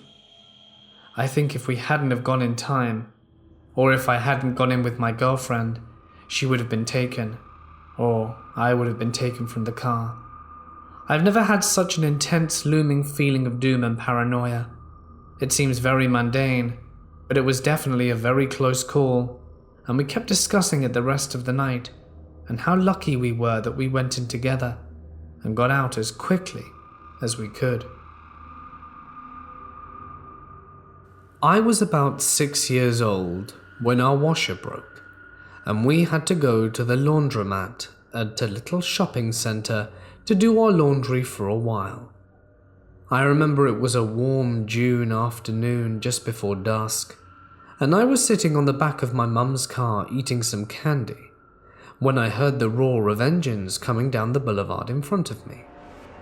I could see down the road it was two vehicles, a primer-coloured red hot and a van racing at top speed, side by side.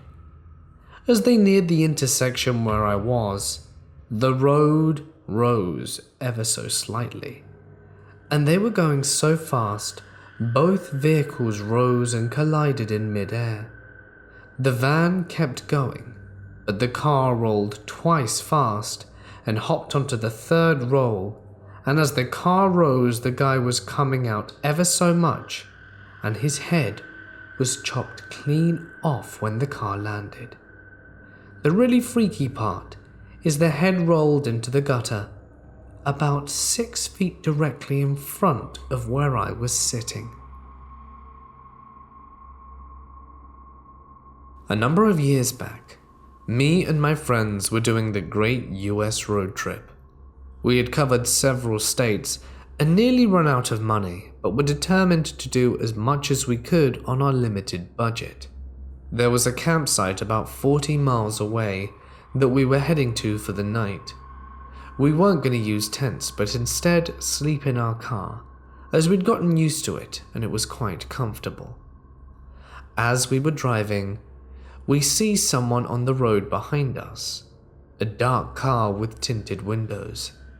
It was twilight, and we could just about make out their car and these windows before the darkness truly set in. I wasn't worried at first, but as we were driving now on more rural roads, these people were following us, and I was starting to get nervous. It seemed that after every turn I took, these people would be following. So my friend said that we should test it out. He told me to turn left onto a road that wasn't where we were going. It's fine, the GPS would reroute. So we turned left, and he followed. Then we turned left again, and he followed. We turned left 2 more times, almost to make a perfect square, and get back on the road that we were originally on before. There's no way anyone would do this. This is just lots of unnecessary detours. And after the 4th one, I was convinced. I started freaking out. My friend called the police immediately, but they said they wouldn't be able to get out to us that quickly, and suggested that as we were passing county lines, to try and get in contact with the other station, and that they should be able to sort it. Useless cretins. So my friend tried doing that, while I was focusing on this driver. It was getting to the point where he was speeding up and trying to hit our rental vehicle with his. Not only was I freaked out for our safety, but if there was a scratch on this thing, I wouldn't be getting my deposit back. And as a very poor student at the time, that concerned me almost equally as my life. Sad, I know. Thus is the case though. We carried on driving in the dark and in the woods for what felt like ages, but couldn't have been more than about 10 minutes. When I made a rash decision to do a last-minute turn, I didn't even put my blinkers on and just threw myself into this left-hand lane. He didn't notice in time and kept on going, much to my relief. I knew it couldn't be long before he started tailgating us again, so I tried going fast, desperately looking for somewhere to hide the car on another side street. We kept on driving quickly until we saw an old farmhouse. They had a dirt road leading to their driveway, so I quickly sped up into there and quickly found myself near a barn. I parked right next to the barn and waited, turned off all the lights of the car, and in the dark we all turned our heads, because from this angle we should be able to see the car drive by, as there was a fair amount of foliage protecting us, so we had the better advantage when it came to sight.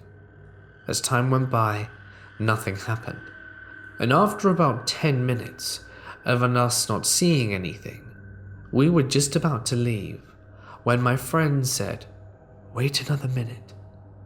And exactly as he breathed those words, did a car come out the darkness with its lights on. It was no longer going at a high speed, but crawling through the streets incredibly slowly, scanning with its lights. We all stayed there in the car, hidden, wide-eyed, waiting to see if they would find us.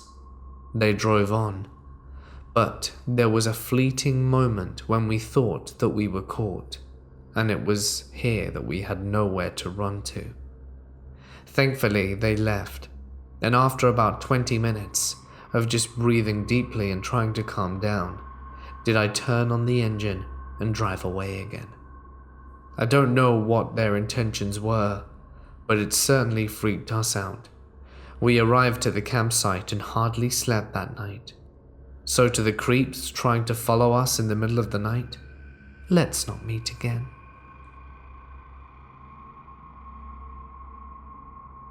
I was driving late at night on I-90 between Deer Lodge and Missoula. I'm originally from Seattle, and I was driving back there after visiting family in Bozeman and Billings. This stretch of freeway between Deer Lodge and Missoula has some weird small mountain towns along the side, occasionally interrupted by large truck stops. It's about 11:30 at night, and I'm on my way to my hotel in Missoula when I notice that I need to get some gas for my car. I stop off in this random small town with one gas station and a 24-hour pump. It had a convenience store attached to it, but it was closed. I get this really weird vibe from the station as soon as I pull up to the pump. I hadn't turned off my car yet. I had just put it in park and the engine was still running.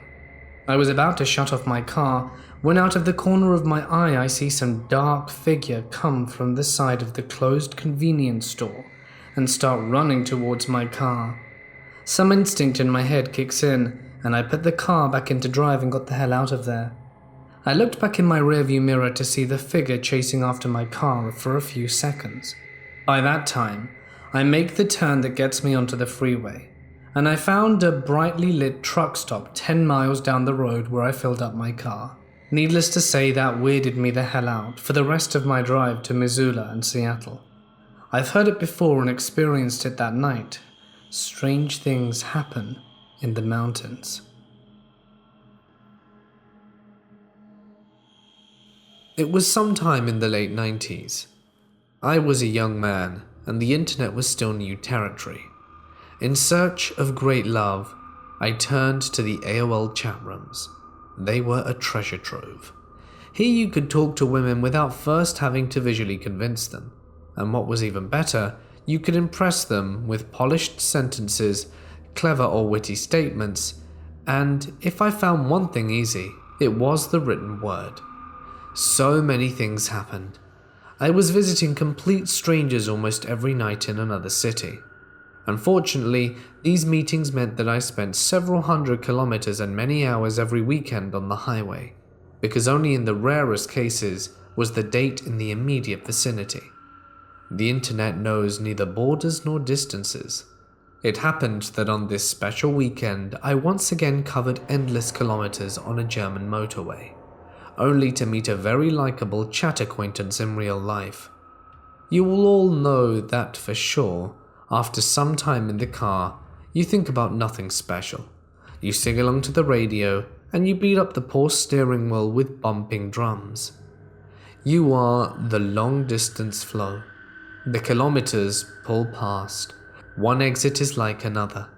The rest stops are indistinguishable, and you overtake hundreds of trucks, and you witness the tank needle as it moves to the E to the fuel gauge like an unstoppable snail. Then the unlikely happened. I was driving through a construction site. The lanes were now severely narrowed. 60 kilometers an hour was the top speed, and I drove maybe 5 kilometers over the speed limit. Then the big 8-tonner which was next to me, which I comfortably passed. One of his tires was almost as tall as my complete Volkswagen Beetle. I was just the height of the cab. With an incredibly loud bang and a veritable explosion, the front tire next to me shattered off this lorry.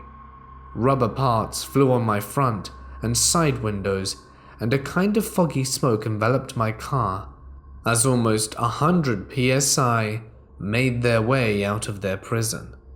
I thought that in a few moments the realization of my imminent death manifested in my head. My co-driver put his hand on my shoulder and said in a sonorous and gentle voice, "Stay calm." I felt a warm, comforting feel settle over my chest from my shoulder, and I concentrated on keeping the car straight and on the narrowed lane. Neither the sight boundary nor the truck to touch, and indeed the fog went away. The last little black rubber part was flown off my bonnet, and I could see the road again. In the rearview mirror, I saw the truck bringing his cart to a halt, and I too ran to the right and set my engine down with trembling hands. With a thick lump in my throat and suffocating voice, I stuttered a thank you to my passenger, as the realization ran down my back in an icy chill that I was alone in the car. I glanced at the passenger seat, confirmed that it was empty, and suddenly, that made everything seem totally surreal. There was a knock on my disc, and the question, "Are you okay?" brought me back to reality. To this day, I have not told this story to anyone as it happened. I always skip the part about the passenger, but I can't describe how big a relief it is to share it with all of you. Last night, I was coming home from dinner out with a friend who I haven't seen in a while. It was pitch black out, and around 9:40 p.m. when I was finally driving home. I had not been drinking or smoking or anything like that at all. I really wanted to avoid a particular highway because I hit a deer on this highway back in January. The setup is two-way one lane in both direction.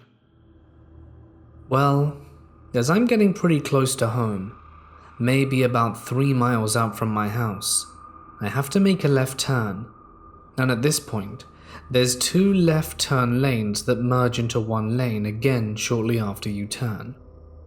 I was the first car in the right lane to turn, and car X was the second vehicle in the leftmost turn lane.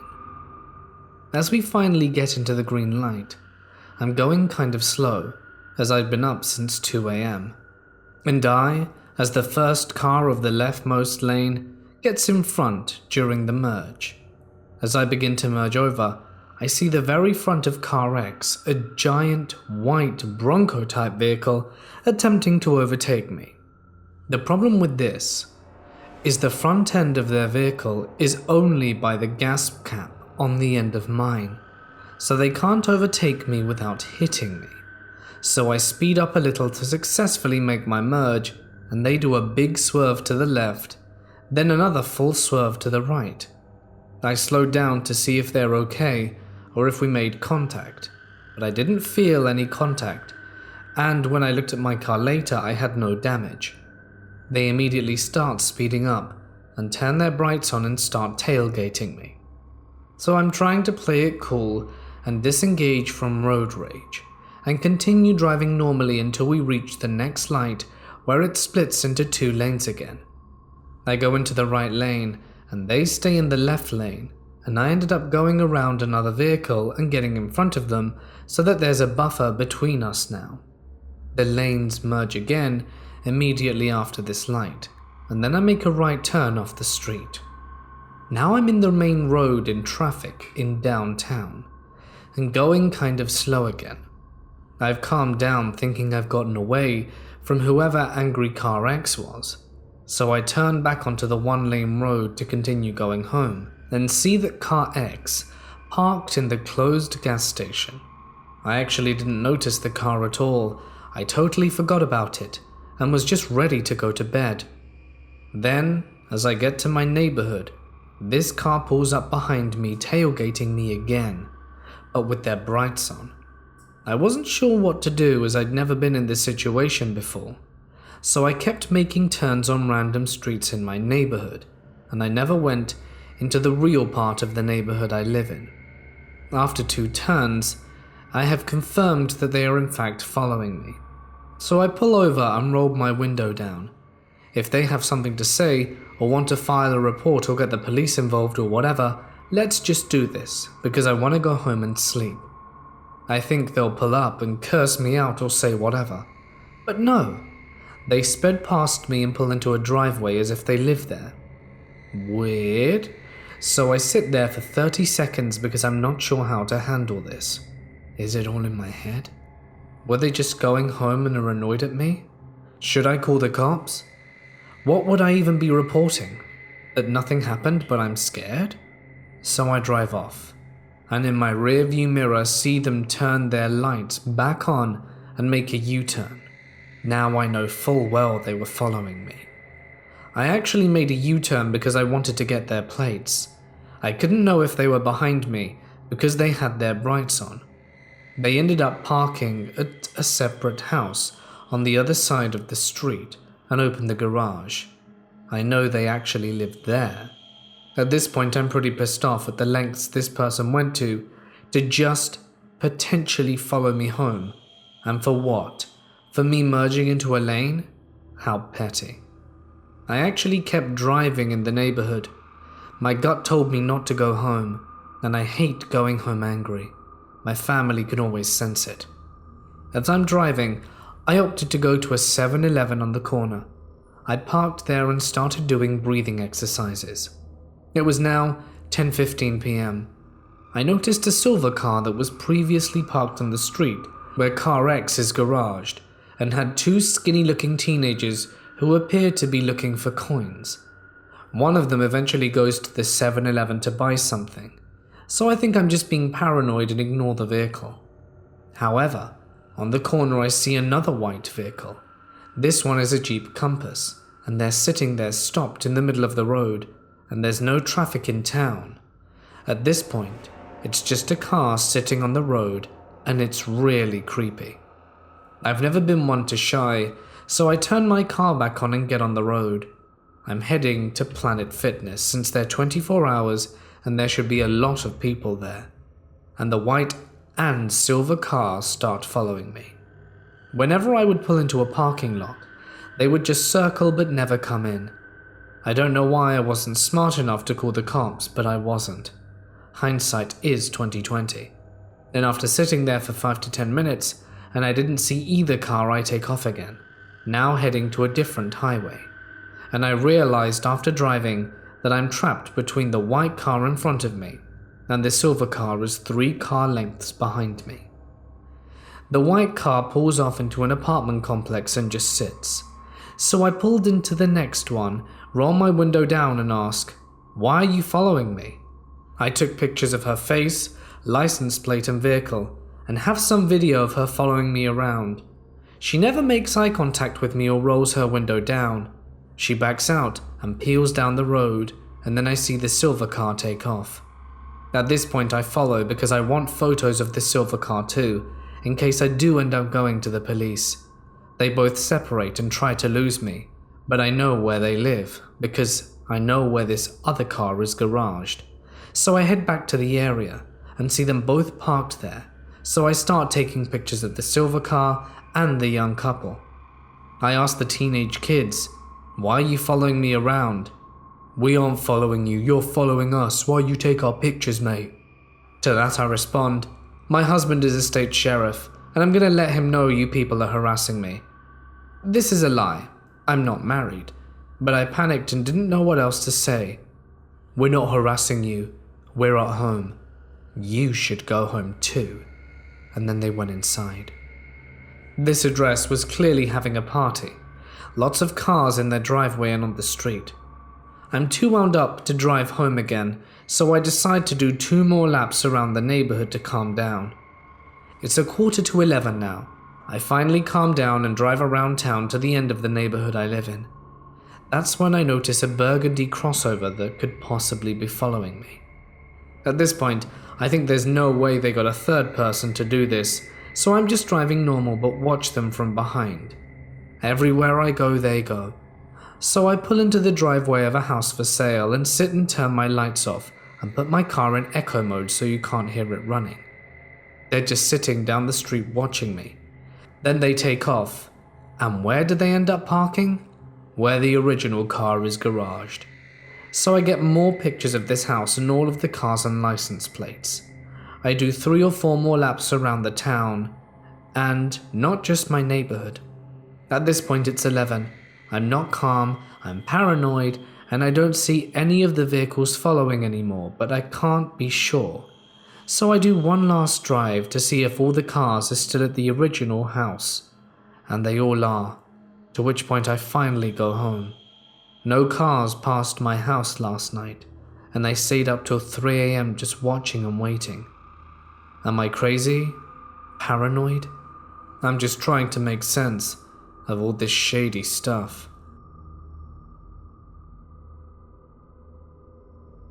We were on a road trip back from a wedding. We were in who knows where, Indiana, at about 2 a.m. and my friend had to pee. So he pulled into the gas station that looked like it'd been abandoned, or at least part of a post-apocalyptic aftermath, and he decided he needed to go behind the building to pee real quick. There was one car running with the driver sitting in the parking lot, which happened to be 20 feet from the side of the building he just walked behind. All 3 of us remained in the car and were watching him like a hawk, and he got out and stood by the passenger side of his car, kind of looking towards where my friends were, super shady. All 3 of us simultaneously unbuckled our seatbelts, because if he'd started heading back that way, all 3 of us were too. Anticlimactic, nothing ever happened. He got back into the car after what seemed like an eternity. My friend got in completely unaware of what happened and drove off. This happened just a few weeks ago on a Friday. It was late at night, around midnight. I had 2 friends in my car. We were coming back from a restaurant to celebrate finishing up the school play. I just dropped the first friend off and was now making the 4 or 5 mile drive to my second friend's house. It's a narrow road that cuts through some pretty dense woods. She was in the front seat, and we were listening to ballads and just talking about life. Not a big deal. I was behind a deep red pickup truck that had a motorcycle in the bed of it the entire way. I wasn't tailgating them, nothing, even though the driver was going a bit slow for my tastes and swerving around just a tad too much. When I'm just about to reach this intersection, that's not even a block from my second friend's house, this guy pulls over, seemingly for no reason. He just pulled over to the side of the road about a car or 2 lengths from the blinking red light. As I pass him to a stop up ahead, I see his face. He has a pretty generic face, nothing unusual, but he's staring right at us with anger in his eyes. The hairs on the back of my neck stand, and I just sense something isn't quite right. My friend looks out the window and says, "What is he doing?" Shakily, I look at my rearview mirror and see this guy is getting out of his seat, pulling a ski mask over his face and wielding a huge 10-inch knife in his hand. He started sprinting at my car, almost reaching the passenger side. I screamed and slammed on the gas, driving around for a while, the man only chasing my car for a few blocks until he knew he wasn't going to catch us. When I got back to the intersection minutes later to drop my friend off, he was gone. My friend ran inside, locked her doors and everything, and I sped away. But I was terrified. I told the police and filled out a report. I'm never driving that intersection again.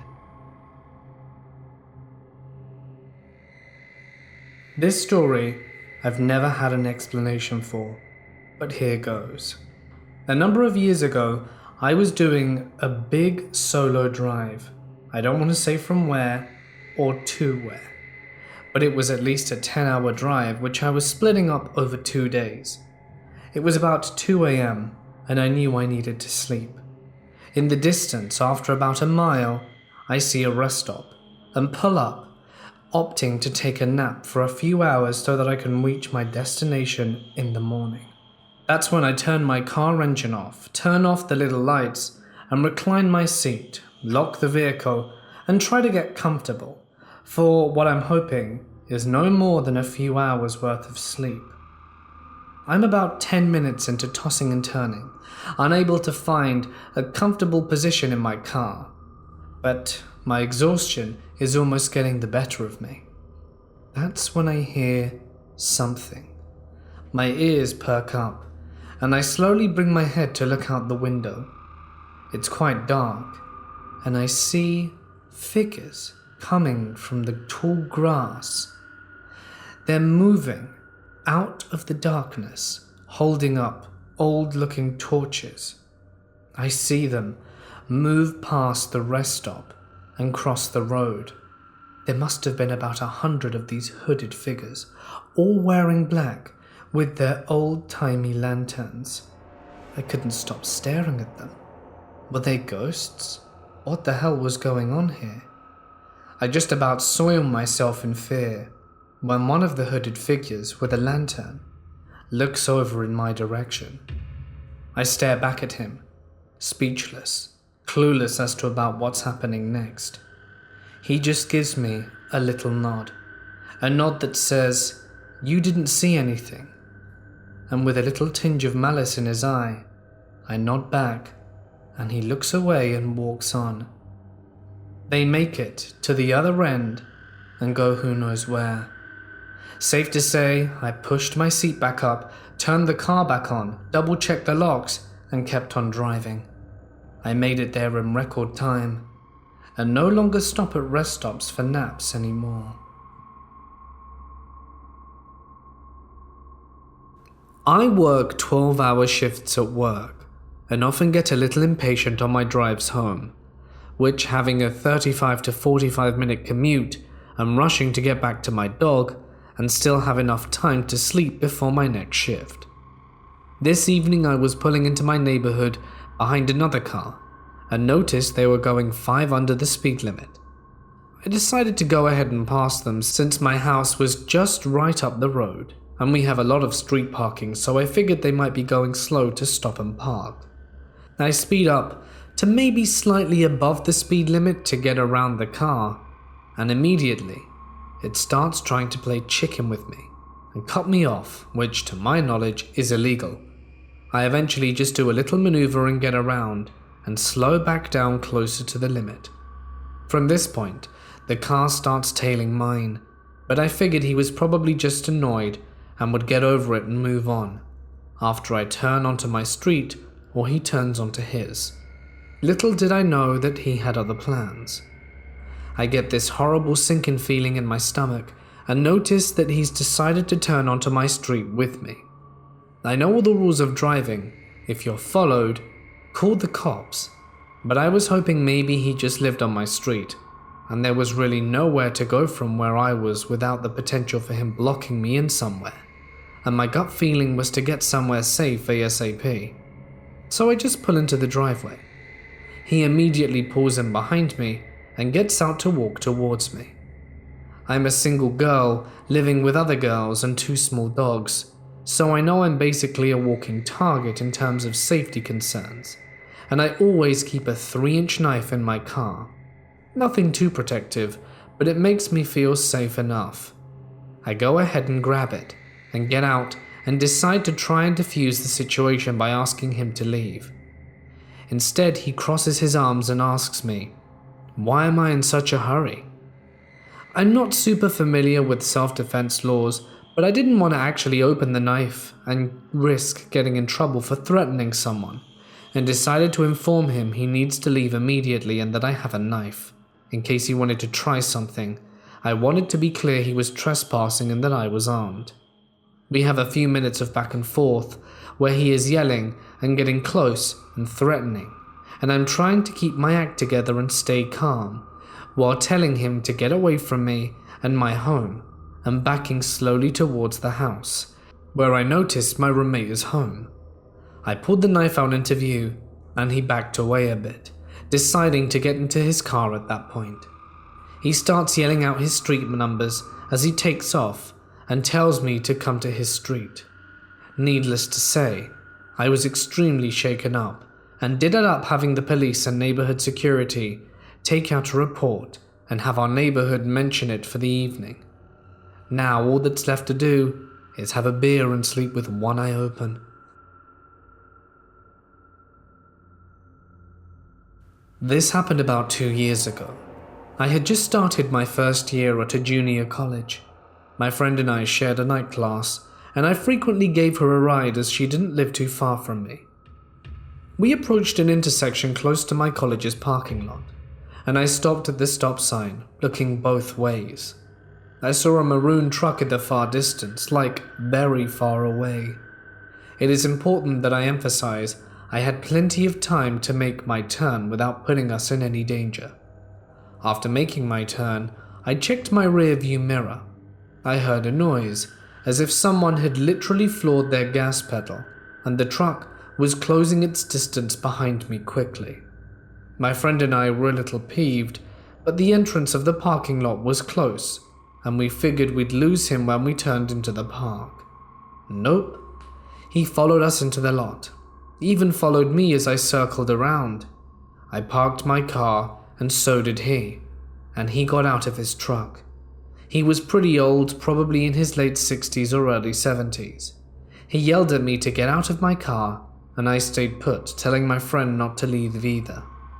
He shouted expletives at us, telling me I cut him off and could have killed him. He told me I shouldn't text and drive, but my phone was tucked away in my book bag. I'm glad I locked my car, because the guy started banging on the window and literally tried opening the door. He got back in his truck and found the school's security police that roamed the campus, honking them down and making them come into the parking lot. My friend and I had since parked in a different spot away from him, but we didn't feel safe enough leaving our car. He sped off after speaking with the police officers. We finally got out of the car, and when he approached us, we explained our side. He told us he could see why we were shaken. According to the officer, he was screaming like an unhinged maniac.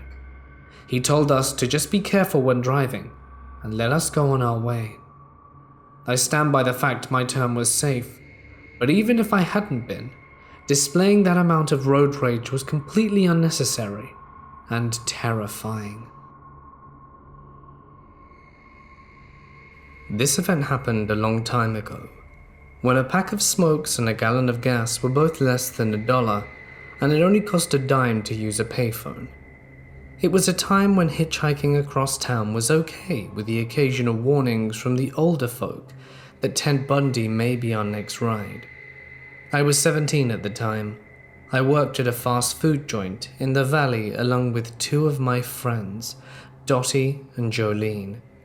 We all dreamed of taking a trip together, and how much fun we would have hitchhiking up the coast of California to see where we ended up. We were so naive. One day, the place we worked at got robbed, so the detective said it was most likely an inside job, and we each had to take a lie detector test. Of course we passed, but the owner fired everyone and started over. Years later, we found out it was his own son. Anyway, we all got paid our 2 checks and thought we were rich. This was our opportunity. We didn't think Jolene was serious because her parents were rich and she had everything. Why would she want to leave all that while we were both staying in a French garage with nothing else to lose? But she surprised us and said she was in as well. We started out the next morning, and boy were we excited. We didn't know what we were doing or how we were getting anywhere. Nevertheless, we were having fun. All day long we were singing songs and getting rides. Pretty much it was a dream come true. The first night, we sat in a diner until morning, and we were at it again. We would take turns standing with our thumbs out, while the others napped under a tree. But we'd stay close to the towns because it felt safer. Thinking back, none of this was safe. It started to get dark, and we hadn't had a ride in a while. Jolene began to miss her mum and her clean bed, but we didn't miss anything except for an umbrella because it started to rain. We didn't count on rain. We were so tired, but we just kept walking, hoping to get a ride, but it was looking pretty bleak until we saw this guy in an old truck. I got a very bad vibe from the guy, but Jolene begged us to take this ride because her feet hurt. So we did. He was just supposed to take us to the next town over. How dangerous could it be? It was a bench seat, so we all piled in.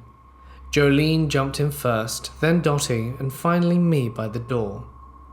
Dottie and I were so tired, as we had done most of the standing that day, and we dozed off. We must have been out a while, because when I heard Jolene make a strange sound, I cracked open my eyes and saw no streetlights, and we were going very slowly. I nudged Dottie, and we both looked over at Jolene. She's sitting straight up and stiff with tears streaming down her face, and this guy's arm was around her, holding a sharp metallic object to her neck. He was steering with his knee, and his other hand was down her pants. Just then, Dottie yelled out, "Oh my God," and it startled the man, so he straightened his arm, pinning Dottie's throat to the seat. All while this is happening, I started feeling in my backpack for my sharp pointy object, not taking my eyes off the guy. I reached over and grabbed the stick shift, slamming it in reverse. The truck made a loud, crunching sound as we all flew into the dash, and the truck hit a guardrail, so we jumped out. The guy hit his head pretty badly, and he started yelling at us like it was our fault. I noticed he had a wedding ring on, and at that point, the girls were both screaming to go, but I just had to.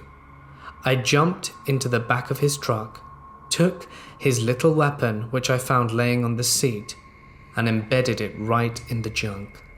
Of course, he had tried to hit me twice while calling me names, but I showed him my bigger version of what he had, and said while I was crawling out back, "Explain that to your wife." He drove off, chugging and grinding down the road. We found ourselves in the middle of nowhere. We could hear the sound of his truck get quieter as it got further away, and Jolene fell to her knees and cried. We tried to comfort her, but we were all in shock. There was nothing but rolling hills and winding roads for miles, and it was still raining. The roads were only a little bit lit by the full moon, occasionally peeking through the clouds. I felt responsible for these two girls, and at that time, I felt helpless. We walked for a while, and at one point even took turns carrying Jolene. After a while, a car passed us. I was so tired I forgot to even put my thumb out, and Dottie got mad at me for letting it pass. But it stopped not too far ahead of us and sat there for a minute while we were walking. Dottie asked what I thought he was doing. I didn't have a clue, so we approached it slowly. Jolene saw it was a man and started to walk backwards, saying, "No, no, no, no, no," and I didn't blame her. We were all freaked out by the last guy. He was a nicely dressed man in a Cadillac. He asked what the heck we were doing out there in the rain, so we told him what happened, and he promised that he wasn't a creep. He told us that we could all sit together in the back and that he wouldn't mind taking us to the next town to get something warm to eat. It was our only choice, so we went with him. He ended up taking us to a coffee shop, and the waitress gave us some towels to dry off with. He seemed nice enough. He said that he was a successful music artist and wrote music for big movies. He then told me some of his work, and I knew it well, seeing that my sister was a theatre art major and practically raised me watching musicals. The phone was broken, so he told us he only lived about 45 minutes away, and he would be glad to let us use his phone and crash there for the night. Then, after breakfast, he would give us a ride wherever we needed to go. Well, I was more concerned about getting Jolene somewhere she felt safe. Remember, we were only 16 and 17 in the world for the first time. We finished up our food and got back in his car. Jolene slept on my lap as I stroked her hair, and Dottie sat wide-eyed the whole way there. We arrived at his house and were pleasantly surprised that he was telling us the truth. It was a big, beautiful 2-story mansion with a big piano and studio equipment, a film screen that played the movies he was working on, and he gave us some dry clothes of his, seeing as he was short, they almost fit us. Jolene fell asleep on the couch, and we spoke for a while. It was starting to get really late, so I asked him where we were going to sleep. He told me the top of the stairs on the left. He said we could leave our bags on the counter, and I was kind of reluctant but too tired to care. It was a medium-sized room, with one big king-size bed that was calling our names. We shut the door, and he flew up the stairs and opened it, saying, "This door must stay cracked." Weird, but whatever. Dottie got up and went to the bathroom, and when she came back, she shut the door. He instantly opened the door and says, "It needs to stay cracked." He stepped away, and Dottie got real close to me in bed and whispered in my ear, "He's standing in the hall." I asked her what she meant, and she said he's just standing in one spot, twirling his moustache, staring at our door. Just then, Jolene sat straight up, jumped out of bed, saying she was going to be sick, and ran out of the room to the bathroom. Then the door slammed shut, waiting for her to come back. We started to worry. I got up and went to the door, but it was locked. We banged on the door, but we didn't hear anything. We started to look around the room for something to open it, but the room was bare. We tried to listen to see if we heard our friend, but nothing. Now Dottie is starting to cry, and believe me, I wanted to cry too. An hour or so passes and we hear a car pull up. We can't see the car from that room. Just as soon as it came, it left. Then we heard him come up the stairs. He opened the door and said, "I said leave it open." We both bombarded him with questions as to where our friend was and what did he do to her. He just looked at us and laughed. He told us she called her mother and she picked her up and that she was pretty mad at us. He said it was funny, but that didn't explain why we were locked in there, but he said we were mistaken. The door was probably jammed, and just to try and get more sleep, and he left the room cracking the door. We were scared. Dottie and I just lay there waiting for morning. I told her the first thing to do is to get our bags and run, and then she agreed. But then he came in. He stood there looking at us. We didn't know what he was going to do, and my weapon was downstairs in my bag. He stood up on the bed and told us to move over so he could lay down. We both reluctantly moved. He took off his pants, leaving only his underwear on, and threw them across the room, plopping them down between us. He told us to get closer to him, and Dottie started to shake. All these things were going through my head, and how to get out of this, when it hit me. An old movie I watched with my sister, where there was a similar situation and the girl starts to laugh at this gangster who's coming at her, and starts to make fun of his size, so he stopped. He punched her, but she stopped. So that's what I did. I started to laugh and make fun of him. Dottie looked at me like I was insane, but it was seemingly working, so she joined in. He started to cry and say weird things, like he was a bad boy, and we were very scared. While his eyes were covered by his hands, I nodded to Dottie and we both jumped up and ran out. I slammed his door and we ran downstairs, grabbing our bags while running to the door, but it was also locked. So we ran to the back of his house and out the sliding door by the pool. We saw he was coming down the stairs and Dottie screamed, "Where did he go?" We both threw our bags over the back wall and jumped. We didn't know he lived on a steep hill, so we both rolled down almost to the street below us. Both of us were cut and scraped, but we made it to the payphone. Still having doubts, Jolene made it out alive. We called her mother. Thankfully, Jolene was home safe, but she never knew when she left to tell anyone we were in trouble. We called a friend and he came all the way out and picked us up. We never called the police because we figured he was a big shot. We didn't think anyone would believe us at that time. Besides, we couldn't find his house again even if you paid us. But one thing I will tell you, we never hitchhiked again. This happened back in March. My sister and I were heading to an airport for our 6 a.m. flight to Orlando, Florida, to visit Universal Studios. This incident happened between 3 to 3:30 a.m. We're driving along the interstate when we come up behind a semi-truck. The semi is keeping up with traffic, so my sister decides to not pass him, knowing that I really hate being next to big trucks because I'm scared of them. My family has a few close calls with them, but I've personally known people who've lost loved ones in horrific accidents involving trucks. For a while, being behind this truck was fine. Like I said, I was keeping up with the flow of traffic and being fine. But then about 20 minutes in, the driver starts doing a few bizarre things. The truck will start to brake, or it starts to swerve into the next lane. There is literally nothing in front of the truck, nor is it storming. It was a cloudy night, but not windy. We weren't following the truck very close, but after that, my sister backs off even more. Soon enough, we're away from the rest of the traffic, and it's just us and the truck.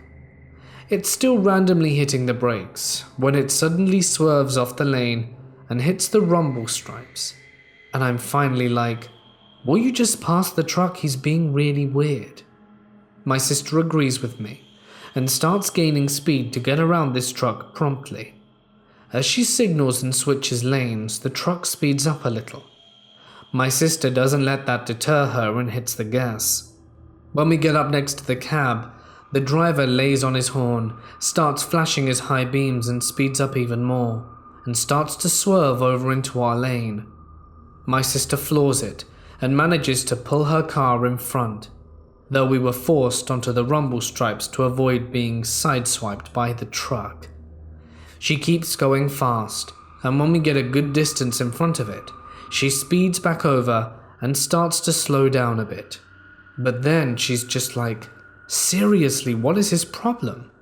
I look in the side mirror, and it's hauling ass trying to catch up with us.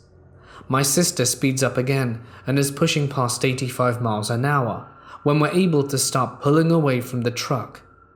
We eventually catch up to traffic that had left us behind with the truck. From then, we were able to slow down a little more, but with that truck gaining on us again. We passed through them, and when the truck caught up with the traffic, he slowed way down, and we were able to lose him. I've told this story to a few people, and they're always like, oh, sounds like road rage. But I honestly don't know what my sister and I did to piss this guy off. But I do know that this trucker made my paranoia around semi-trucks even worse.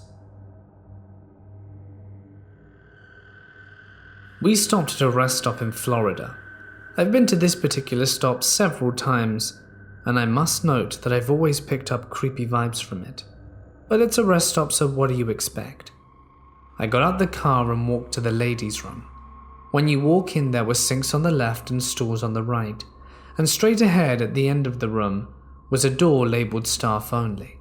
So I went into the stall and did my business. When I stepped out, I started washing my hands. Everything was normal.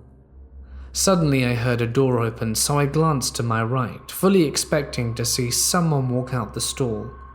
To my surprise, it was a man walking out of the staff-only door. I stood there for a moment just staring at him as he stared back. He shuffled over to a stall and walked inside, and walked out and started heading to the next stall in it. I didn't take the time to see what he was doing, I just got out there quickly. It was pretty creepy. I thought about it could have just all been a misunderstanding. Maybe he thought it was empty and had to clean it. The only problem was he had no cleaning supplies, and usually a female would clean the girls' bathroom. There should have been a female co-worker there with him if he did have to clean it. It could have been innocent, but nonetheless, it did creep me out.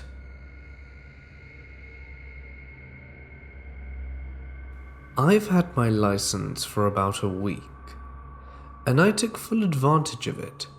and drove down to see some friends.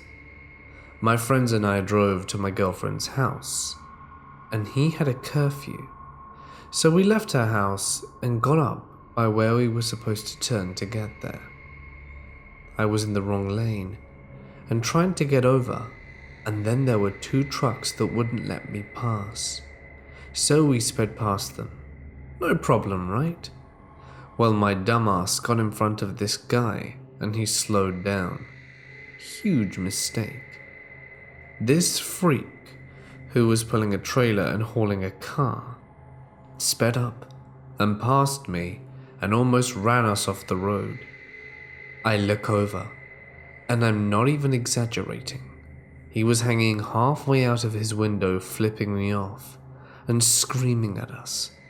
We got up to a red arrow, because of course we did, and when we were turning, this madman curbs his truck on the crosswalk, where you would push the button to change the lights, and gets out of his truck, screaming at the top of his lungs for us to get out the car, and walks towards us, then slightly turns back and gets something out of the back.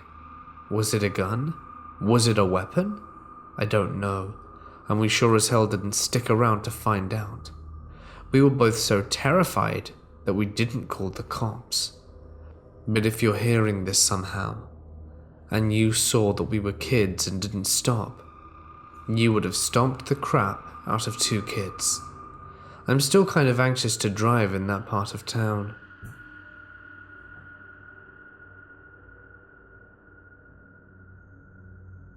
This little town on the border of Ohio looked completely abandoned, or populated by bums.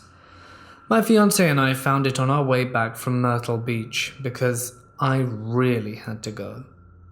It was aptly named Point Pleasant and was a mile away from us between West Virginia and Ohio. Pulling into it was this disheveled man trying to hitch a ride, but we know better than to pick up strangers, especially one who looked strung out on some kind of drug. We found a place that marketed itself as a cafe, so we figured it must have a restroom. It had an open sign on the window and blacked out doors, so we figured it's a 50-50 shot of being open or abandoned.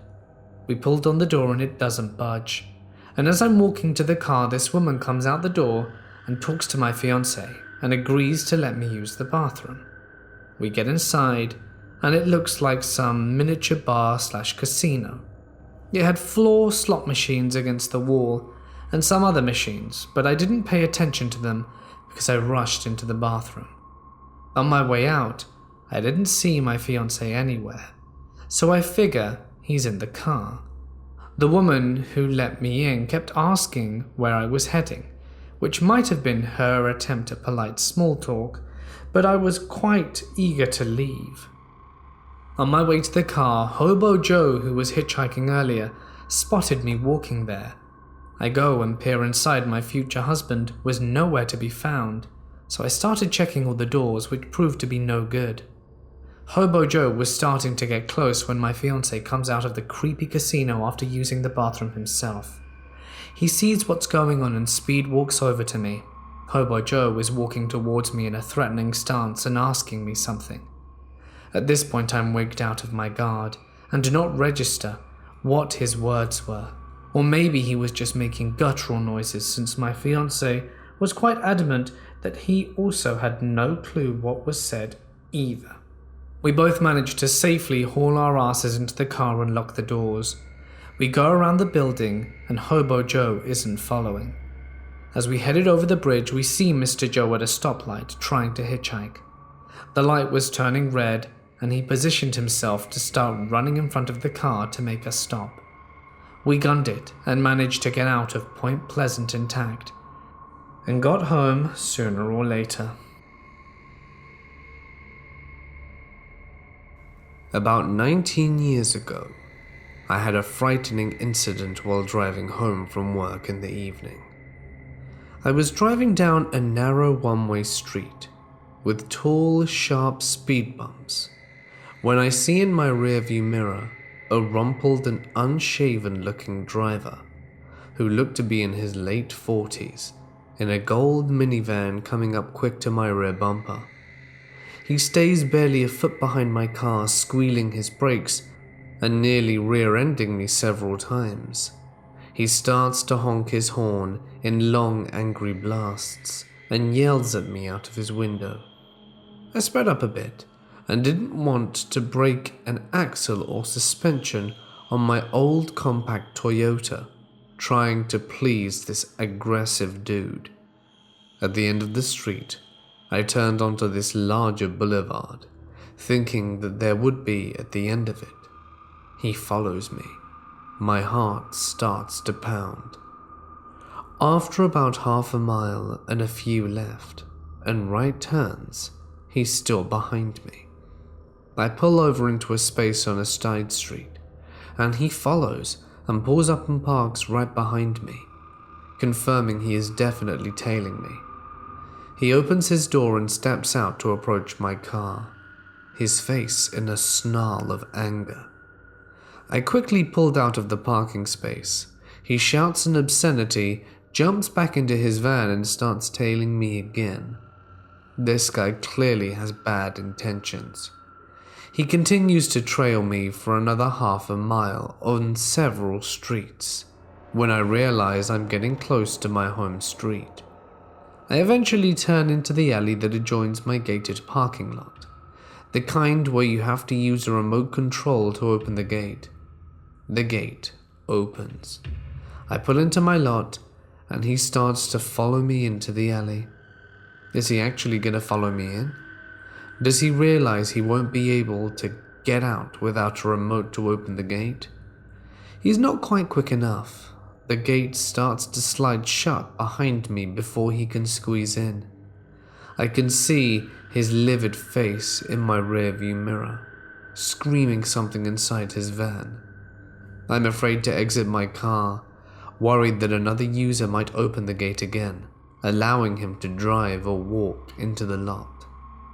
There was also a pedestrian entrance to the lot off the main street, but it required a key. He continued to block off the alley for about 5 minutes, until another car drives up and honks their horn for him to get out the way. He eventually backs out and drives off. My heart finally slowed down. This was before I knew where the closest police stations or fire stations were, and before anyone had a cell phone. I didn't report the incident when I got home because I had been too flustered to take down his number plate. Frankly, the police most likely wouldn't have done anything anyway. Road rage guy, let's not meet again.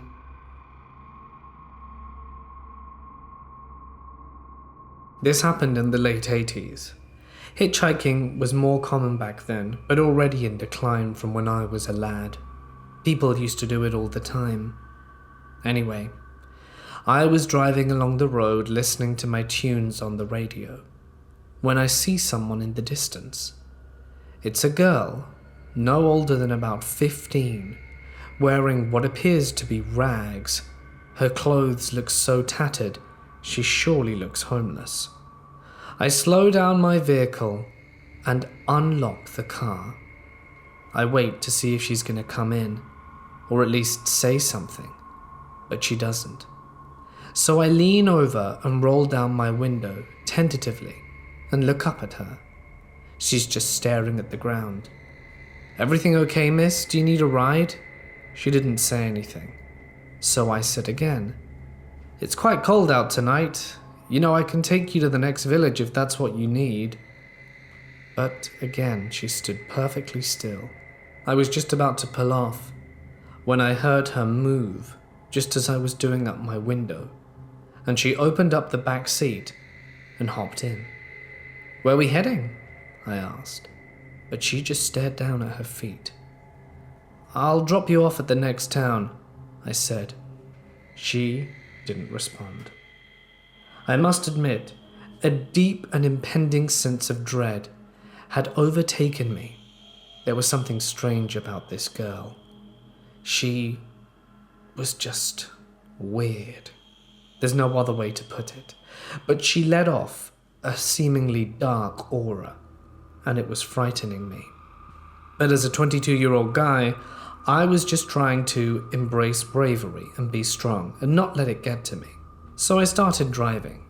The next town over was barely a 15-minute drive, and I was heading that way, so it was in no way inconvenient for me. Just when I'm getting to Main Street do I turn around to ask if this is okay to be dropped off. She's not there. I stop the car. I look all around the back seat to see if she hasn't wedged herself behind my seat or something, but she was simply gone. I didn't know how to process this information. She was there one moment and the next she had simply vanished. So I just carried on driving and made it home in record time. Moral of the story, don't pick up hitchhikers.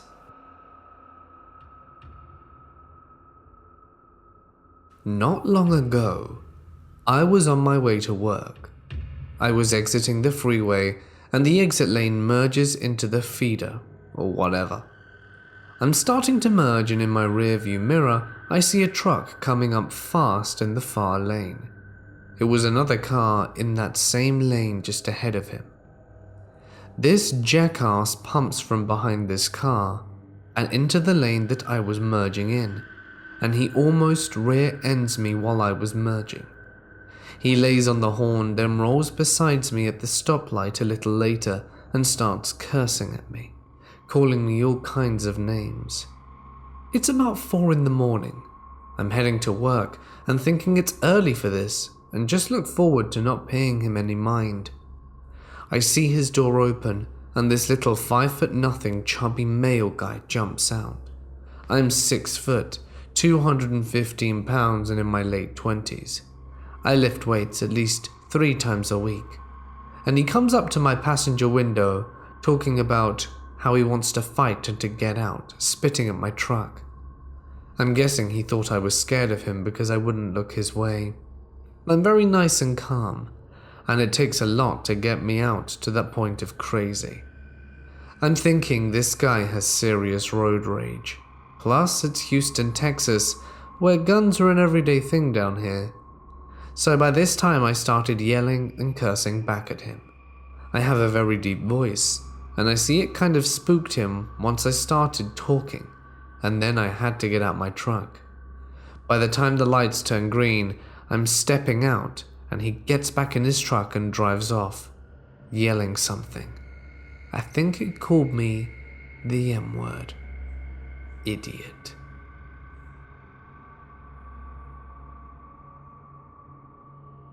My friends and I went to a festival near LA in August. My girlfriend and I take my car and 4 of our friends are in another one. Our GPS app took us 2 different driving routes from LA back to San Francisco. We stopped for gas about 4 hours into the trip. My girl and I are just standing around the car talking, letting the cold air wake us up before heading back out. Just as we're getting ready to go, an older pickup truck parks next to us, and a dude gets out the car and stares at my girlfriend. I open her door for her, and his eyes dart towards me. My girlfriend gets in the car and slams the door shut, so there I am standing with this guy waiting for something to happen. Do you believe in God? Great. I'm gonna be murdered in front of my girlfriend. Not wanting to upset him, I put my personal views aside and said, yes.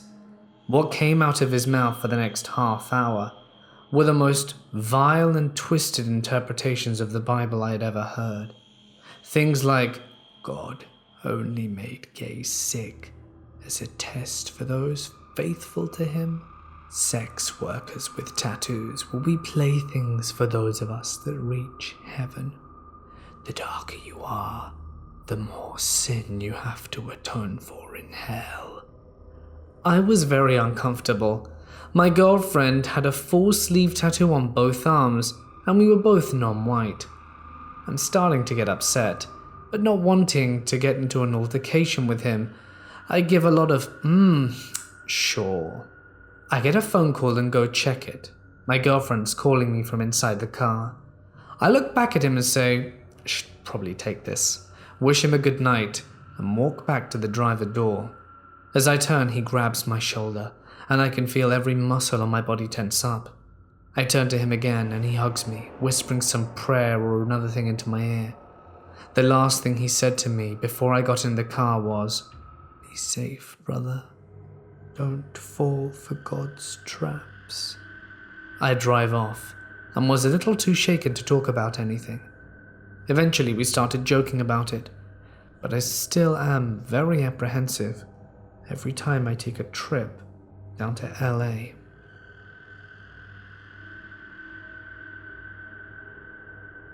The year is 2002. It's late at night, and I'm driving to my parents' house that's some way outside the city, basically in the middle of nowhere. A truck cuts me off at an intersection on my way to the highway. I had right of way and would have plowed straight into the truck if I hadn't slammed on the brakes. I honk the horn at him and give him the middle finger, which I doubt he sees, and pass him as we get onto the highway. A while later, I turn off the highway and notice that the same truck turns the same way. The roads are smaller and it's dark, so I'm driving at the speed limit and the truck catches up to me. He's getting uncomfortably close, and even though I start speeding up, he just gets closer and closer. When the truck is about 3 feet from my rear bumper, I accelerate as fast as I can, and he gets a couple of 100 yards between us, so I can quickly turn to the next intersection. He follows. I hit the accelerator and turn again, when the next intersection comes along. So I'm racing down these country roads that are barely wide enough for the truck, and this arsehole is keeping up. My heart is pounding like crazy, but I also know the area and the roads, and was about to get into roads that run through the woods. I turn off my headlights, drive like a maniac, and manage to turn into an even smaller road, which I doubt he could have seen me doing. I can't keep driving because I know the road just goes into a cabin and ends there, so I come to a stop a bit down the road and on the side so that the trees will cover me, and turn my engine off, then wait. After a while I can see his headlights on the road I turned off from. He's driving slower now. He stops at the intersection and shines a flashlight down the road where I am. He's looking at my direction for what feels like minutes. I hope the flashlight can't reach all the way to where my car is. Finally, he drives away.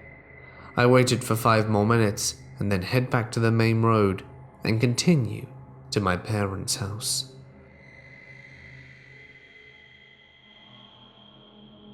I was driving a rental car at 3 a.m. Just my friend Theo and I heading home at the end of a busy road trip. We were on a twisting 2-lane road, the kind with no streetlights, the kind that weaves through the mountains. We wanted to make it back before dawn, but a few hours from home, exhaustion hit us. Bleary-eyed, desperately trying to stay awake, we looked ahead for some place we could stop, anywhere with lights. There was almost no signal on our phones to search for options, so we were relieved to finally see a distant gas station through the trees up ahead. It had been the only building and lights we could see for miles. As I drove towards it, I saw a blur and realized I'd just passed someone. A man walking a few paces off the side of the road, just at the edge of the woods.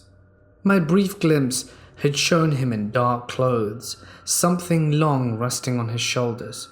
"Huh?" Theo said. I made some in the sound of acknowledgement. We'd both seen it. Weird, but we weren't concerned. We were too exhausted to care. And then we were both frustrated when the gas station turned out to be a small medical clinic, long ago converted from a gas station. They'd kept the typical awning above where the gas pumps would be, and the lights were on the outside. But the office was dark.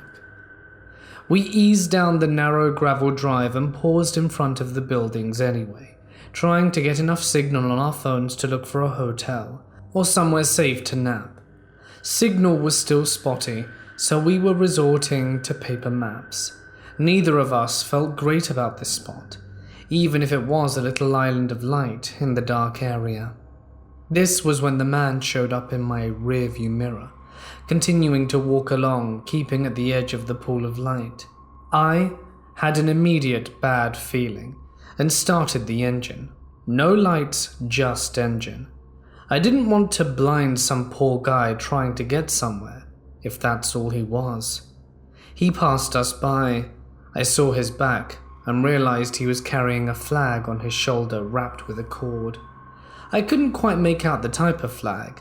It looked like it might be a US flag, but it didn't quite look right. The bars were too thick and not quite enough, and I couldn't see if the stars were there at all. Hard to tell in the dark with the flag curled up. His clothing looked old too, like some strange combination of a military surplus store, but I'd seen old clothing on drifters before. He just passed on, kept walking in the dark out of the light and out of sight. I told myself he was just a local walking home from his hole-in-the-wall bar or a homeless man heading to the next town. I told myself the exhaustion was getting to me and making me paranoid. We looked at the map for some time, cursing our bad signal, and finally had figured our route, and we tried to look for the nearest large town to either get a hotel room or just a safe parking lot to nap in. We got ready to go. I told Theo he could put his seat back to take a nap. I tried my phone again, watching the signal flicker in and out, then sighed and checked the paper map once more. Ready to go, I turned on high beams to check on the narrow road that led out of the lot, and my adrenaline shot up. Best energy drink I could have. The man hadn't walked on, he stood there in the dark, and now my brights lit him up. Facing us now, dirty clothes, dark military-style boots with a dark complexion, and a huge smile. That smile raised the hair on the back of my neck. It seemed all sorts of wrong to me. He was staring at the car, just grinning, and he was blocking the little road in front of our lot. I waited to see if this guy wanted to mess with me. He'd have to come closer. He had waited a good distance away. I could wait for him to move. I checked behind me, gauging if I could back up, but it had been a weird turn into the place, a gravel road, plus several concrete poles to move between, and it would not be a speedy path in reverse. I didn't know this car well, and I was not confident I could reverse it without getting into an accident. I glanced at my sleeping friend. Then the guy was suddenly in front of our car. I'm still not sure how he could have done that. It must have been only a few seconds while I was looking away. I can only blame the exhaustion, how he was suddenly just there, lights shining on his white teeth and his huge weird grin. I must have made a noise, because my friend woke and sat up. "The hell?" he managed, and the guy just stared at us, just grinning at us in the headlights, standing right in front of my car, just grinning. "Some crazy guy," I murmured. We had both lived in big cities, dealt with crazy types before, if they weren't armed. Usually they were nothing to worry about, and I saw no weapon, and I was wary, but not afraid. Then I noticed a heavy-looking point at the end of his flagpole, still resting against his shoulder, and the mental image of him spearing into our windshield or just down into the hood of my car was suddenly vivid.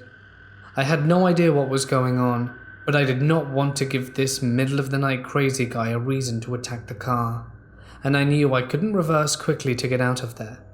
I waited, mentally willing the weird nutcase to walk on with his weird flagpole and clothes. I have no idea how long he stood there, just staring at us and grinning, and after what seemed like a long moment he began moving, but moving against the car, sliding to the side, slowly coming around to one side but dragging himself against the side of the car as he moved. The car shifted slightly with the weight, and I could hear the side of cloth drag and the wooden flagpole on by the side of the car. A small, ridiculous part of my brain congratulated me on buying the insurance for the rental car, as I was sure he was scratching it. The grinning man gripped the driver's side mirror, as if using it for support, and leaned down. I saw a glimpse of a grin through my side window and looked away.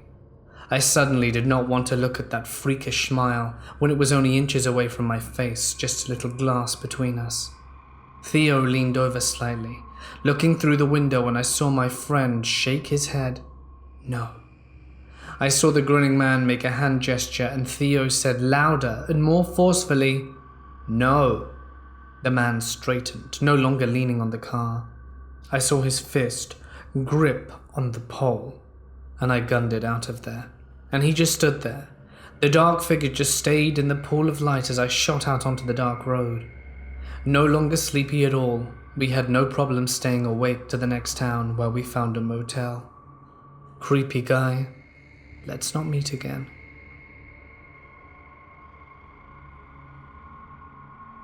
I'm not a good driver by any stretch of the imagination. At the best of times, I'm passable. Keep this in mind. My best friend and I were driving home through an industrial section of our town. Not to say it was a bad area, just a little rundown. I was in the left lane of a 4-lane road, but there was a good deal of traffic in that lane. I tried to move into the right lane, but little did I know that there was someone a few cars behind me moving into my lane at the same time. She accelerated super quickly, and we almost hit each other, but I let her go ahead of me. I will say that it was probably more my fault than hers, but her reaction is what was total overkill. After laying on the horn of her car, she starts periodically slamming on her brakes in front of me. We approach a left lane, and since that's where I was heading, that's where I signaled to go. We were at a standstill at this red light, and as soon as she does that, I start freaking out a little bit. So I stopped with a good distance between her car and mine. I see her passenger door open, and this woman started charging towards my car on foot, abandoning her car across 2 lanes of traffic. I still had no idea what she was planning to do once she got out. But about 2 weeks earlier, some girl in my area was shot and killed in a road rage accident. I was taking 0 chances. I flung my car into reverse and decided I was now taking a right turn at this light, regardless of where it led. I thought that was the end of everything, but I was wrong. She got back in her car as quickly as possible and started following me. I made turn after turn trying to lose this woman while she followed, trying to swerve and ram into the back of my car. My best friend was in the passenger seat, screaming and calling every person we know, trying to figure out what to do. After a few miles, this woman tried hitting us. I ran a red light and we finally lost her. We got on the interstate as quickly as possible, but flinched at every black car we saw behind us for a good half hour. Should we have called the cops? Maybe. Did we think of that in the heat of the moment? Sadly not. So to the lady who tried to fight 2 17-year-old girls at a red light, let's not meet. My friends and I, 3 teenage girls, decided to hitchhike into the large city we live near to attend a party. The first people who picked us up were pretty cool, listened to music, smoked some pot, and dropped us off on the highway to make the last leg of our journey. I got to sit up front. This creepy middle-aged man who picked us up asked if we would like to go party with him at the casino in the city.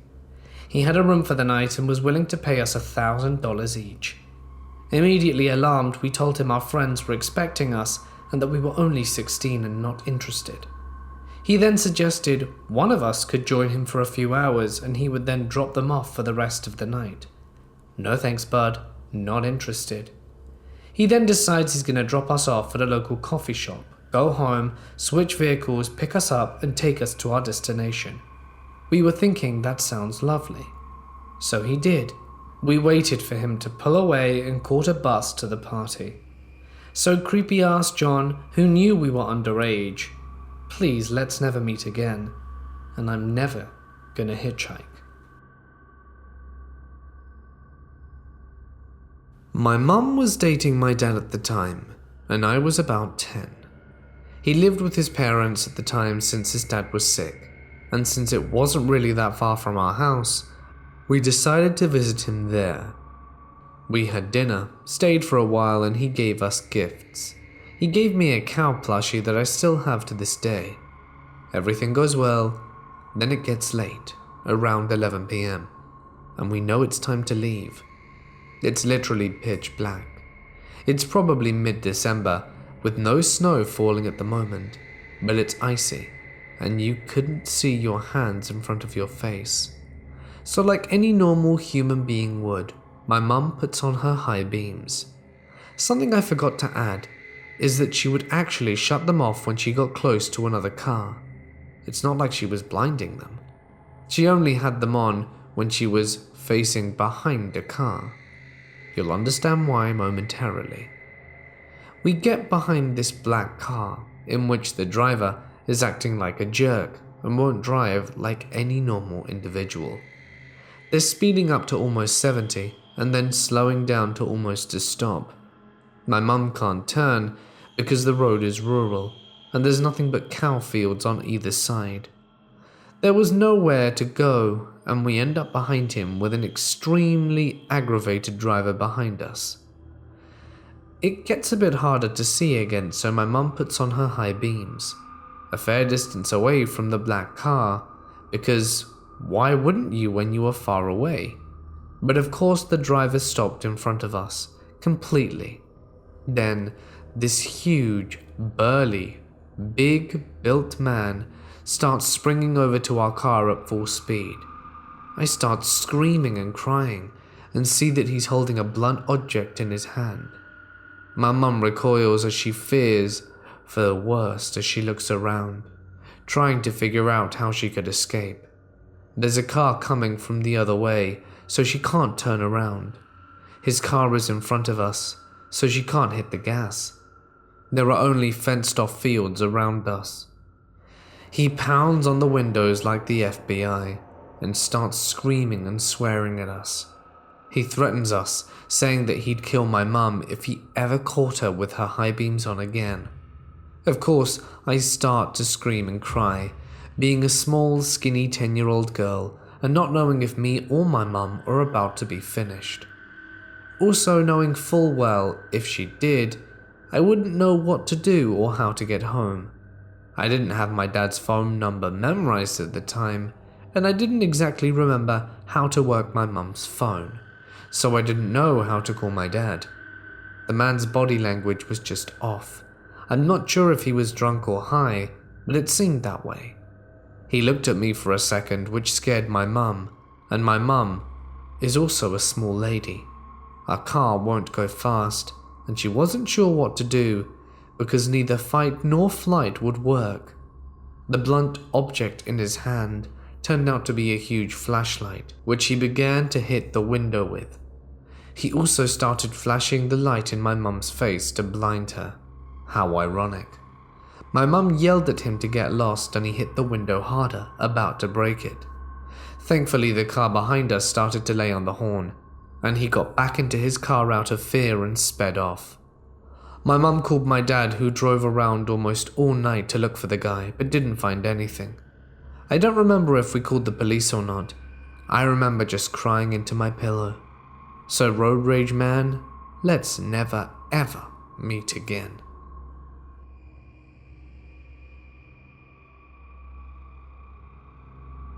This happened about 6 months ago. Me and my brother were eating at a rest stop, taking breaks before we reached back to our university, almost 2 states away. While we're eating, this girl around the age of 10 to 12 suddenly greeted us in a sing-song fashion that made me perplexed. Her words were scripted, like for a child's commercial. Then she said she wanted to promote some products. I was stunned. How could there be an organization that is exploiting kids like this? First and foremost, she asked us to follow their Instagram, which just shows how they encourage young entrepreneurs, and it looked decent enough, definitely not shady. But this kid approached us with scripted words and unnecessary compliments as a way to make us buy their stuff, and the products are overpriced. A key strap, they said, was originally 20 Rand, but that they would sell it to us for 10. I know goddamn well I could probably buy the exact same one at half the price. She also offered us some masks because of the haze, but that's overpriced as well, and not the good kind you're supposed to be wearing. She then asked us where we were heading, and we kept it vague and said we're going back to college. She recognized the institute and said that she's from the same state as there, and I was almost fuming because we were 2 states away, almost 3 hours on the road, and there was this severely underaged minor promoting products at a rest stop after the sun has set.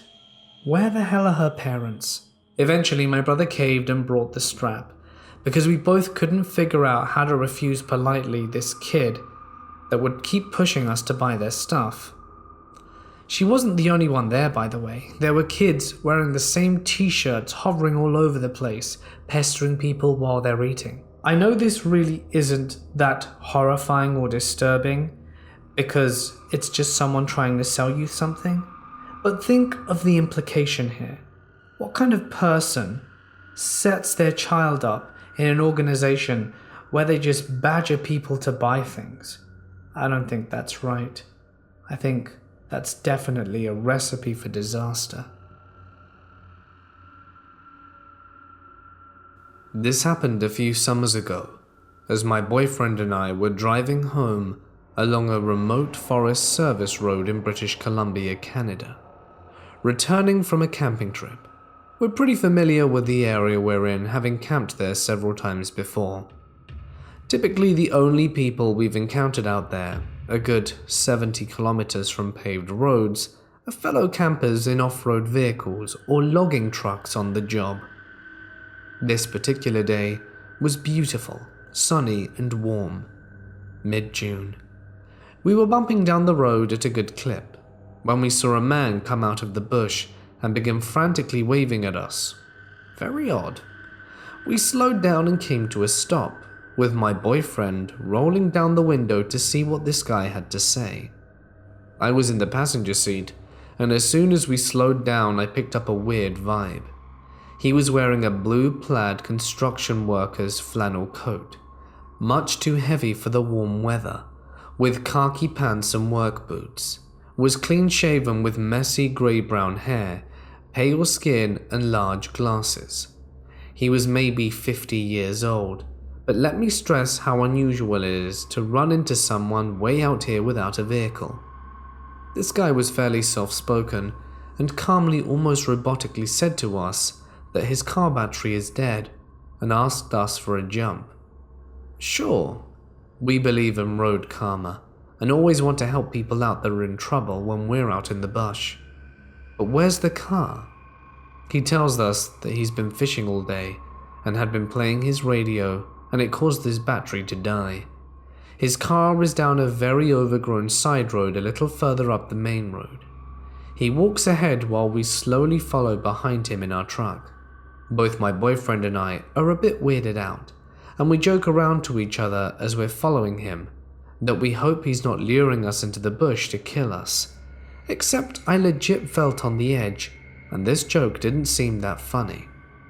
We followed him about 150 meters down the overgrown side road into a small, heavily treed area, just wide enough for about 4 cars to park side by side. We never would have noticed this road if it hadn't have been pointed out to us, because bushes had nearly covered the entrance. Sure enough, the car is there, an older model beige Chevy that looks very unsuited for the rough logging roads. The trunk is open for some reason, and a blanket is draped over it. The hood was already popped on the car, so my boyfriend got out, grabbed our jumper cables from the back seat of our truck, and began affixing the cables to the car. Meanwhile, I swung my leg over the center console and slid into the driver's seat. I felt very uneasy and looked around the cab for anything that could be a weapon, all the while telling myself I was being silly. But nonetheless, I wanted to act if something threatening happened. The guy chatted with my boyfriend jovially, telling him about his buddy who he was fishing with, but who went on again without him. His friendliness seemed forced. He stood back, allowing my boyfriend to do everything. lingering behind him watching him while my boyfriend got the car batteries hooked up. There was an awkward pause and my boyfriend had to prompt the guy to get into his car to crank it over. Throughout this, I sat in the driver's seat watching, feeling tense. The car fired up easily, and the guy got back out of his driver's seat, said thank you in an oddly intense way, and my boyfriend removed the cables, hopped into the passenger seat without bothering to put the cables away properly, and the moment the passenger door closed, I was reversing down the narrow side road with branches scraping across both sides of our car. We got on the main road within moments, and were on our way. My boyfriend told me the guy watched us the entire time as we backed down the road.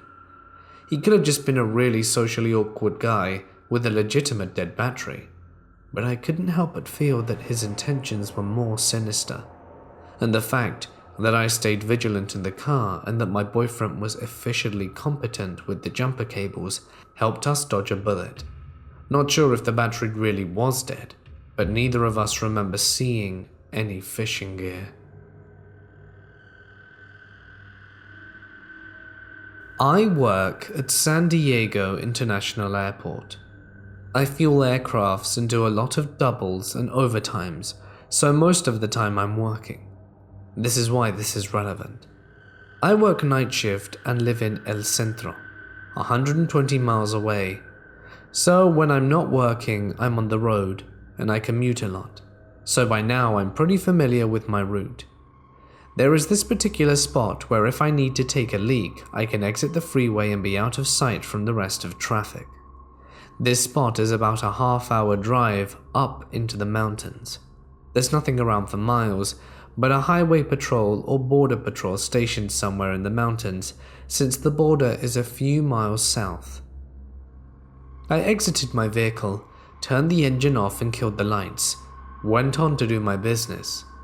When I was done, I thought I heard footsteps nearby, but it was so dark and foggy I could barely make out a figure. With the occasional passerby of a vehicle on the freeway, it's very quiet. I hop in my car, start the engine and switch on the lights, on purposely steering in the direction of the figure. When I did this, it looks like a young girl, dressed in black, with long hair pushing a stroller in a very short and slow step. She's coming from a rugged small dirt road that I'm pretty sure only border trucks use since it leads to the mountains from where I am, and I could see the little long road all the way into the mountains where it makes a turn behind a big boulder. I'm about 10 feet away. I lower the window with the intention to ask if it's okay, since it's 1 a.m. and super cold. I'm advancing slowly at this point, and I'm very close and I'm trying to see inside the stroller. I see 2 hands, small, moving just like when a baby is playing with its hands in the air. Here's where the hairs on the back of my neck stood up. I hear a grunting, pig-like grunting, coming from the stroller. I look and there's no face, no eyes, no nose, no mouth. I exclaimed, "Nope," out loud, and steered the other way and drove towards the freeway. All of this happened in a span of 20 to 30 seconds. All I know is that I won't be stopping there anymore. Hey guys, it's Mort here. Thank you so much for listening. My God, well done. You listened to over 3 hours of me talking. That's got to be impressive. And now you get to listen to me shamelessly plug about my ad campaign. So thank you again. I'm just going to say that we are running an ad campaign for the Mort's Bedtime Stories app. It's a story app that lets you customize your listening experience. It's got some pretty cool features, and it's basically a huge archive of every story I've ever done. So, that's pretty cool. Ad-free, you can download loads of stories to listen to it offline, very minimal to no data usage if you do that. So yeah, it's a super cool, super fun app, and I'd love for you to be a part of it. Perks for signing up. I mean, win-win-win, am I right? Alright then guys, think about it. I'd just like to extend a huge thanks as always to my members and patrons and coffee supporters. I love you guys, thank you so much. And yeah, it just really means a lot to me. I'm going to leave things here though. I'll hopefully see you in the next few days for some cool content. But for now, stay awesome, and I'll see you in the next one.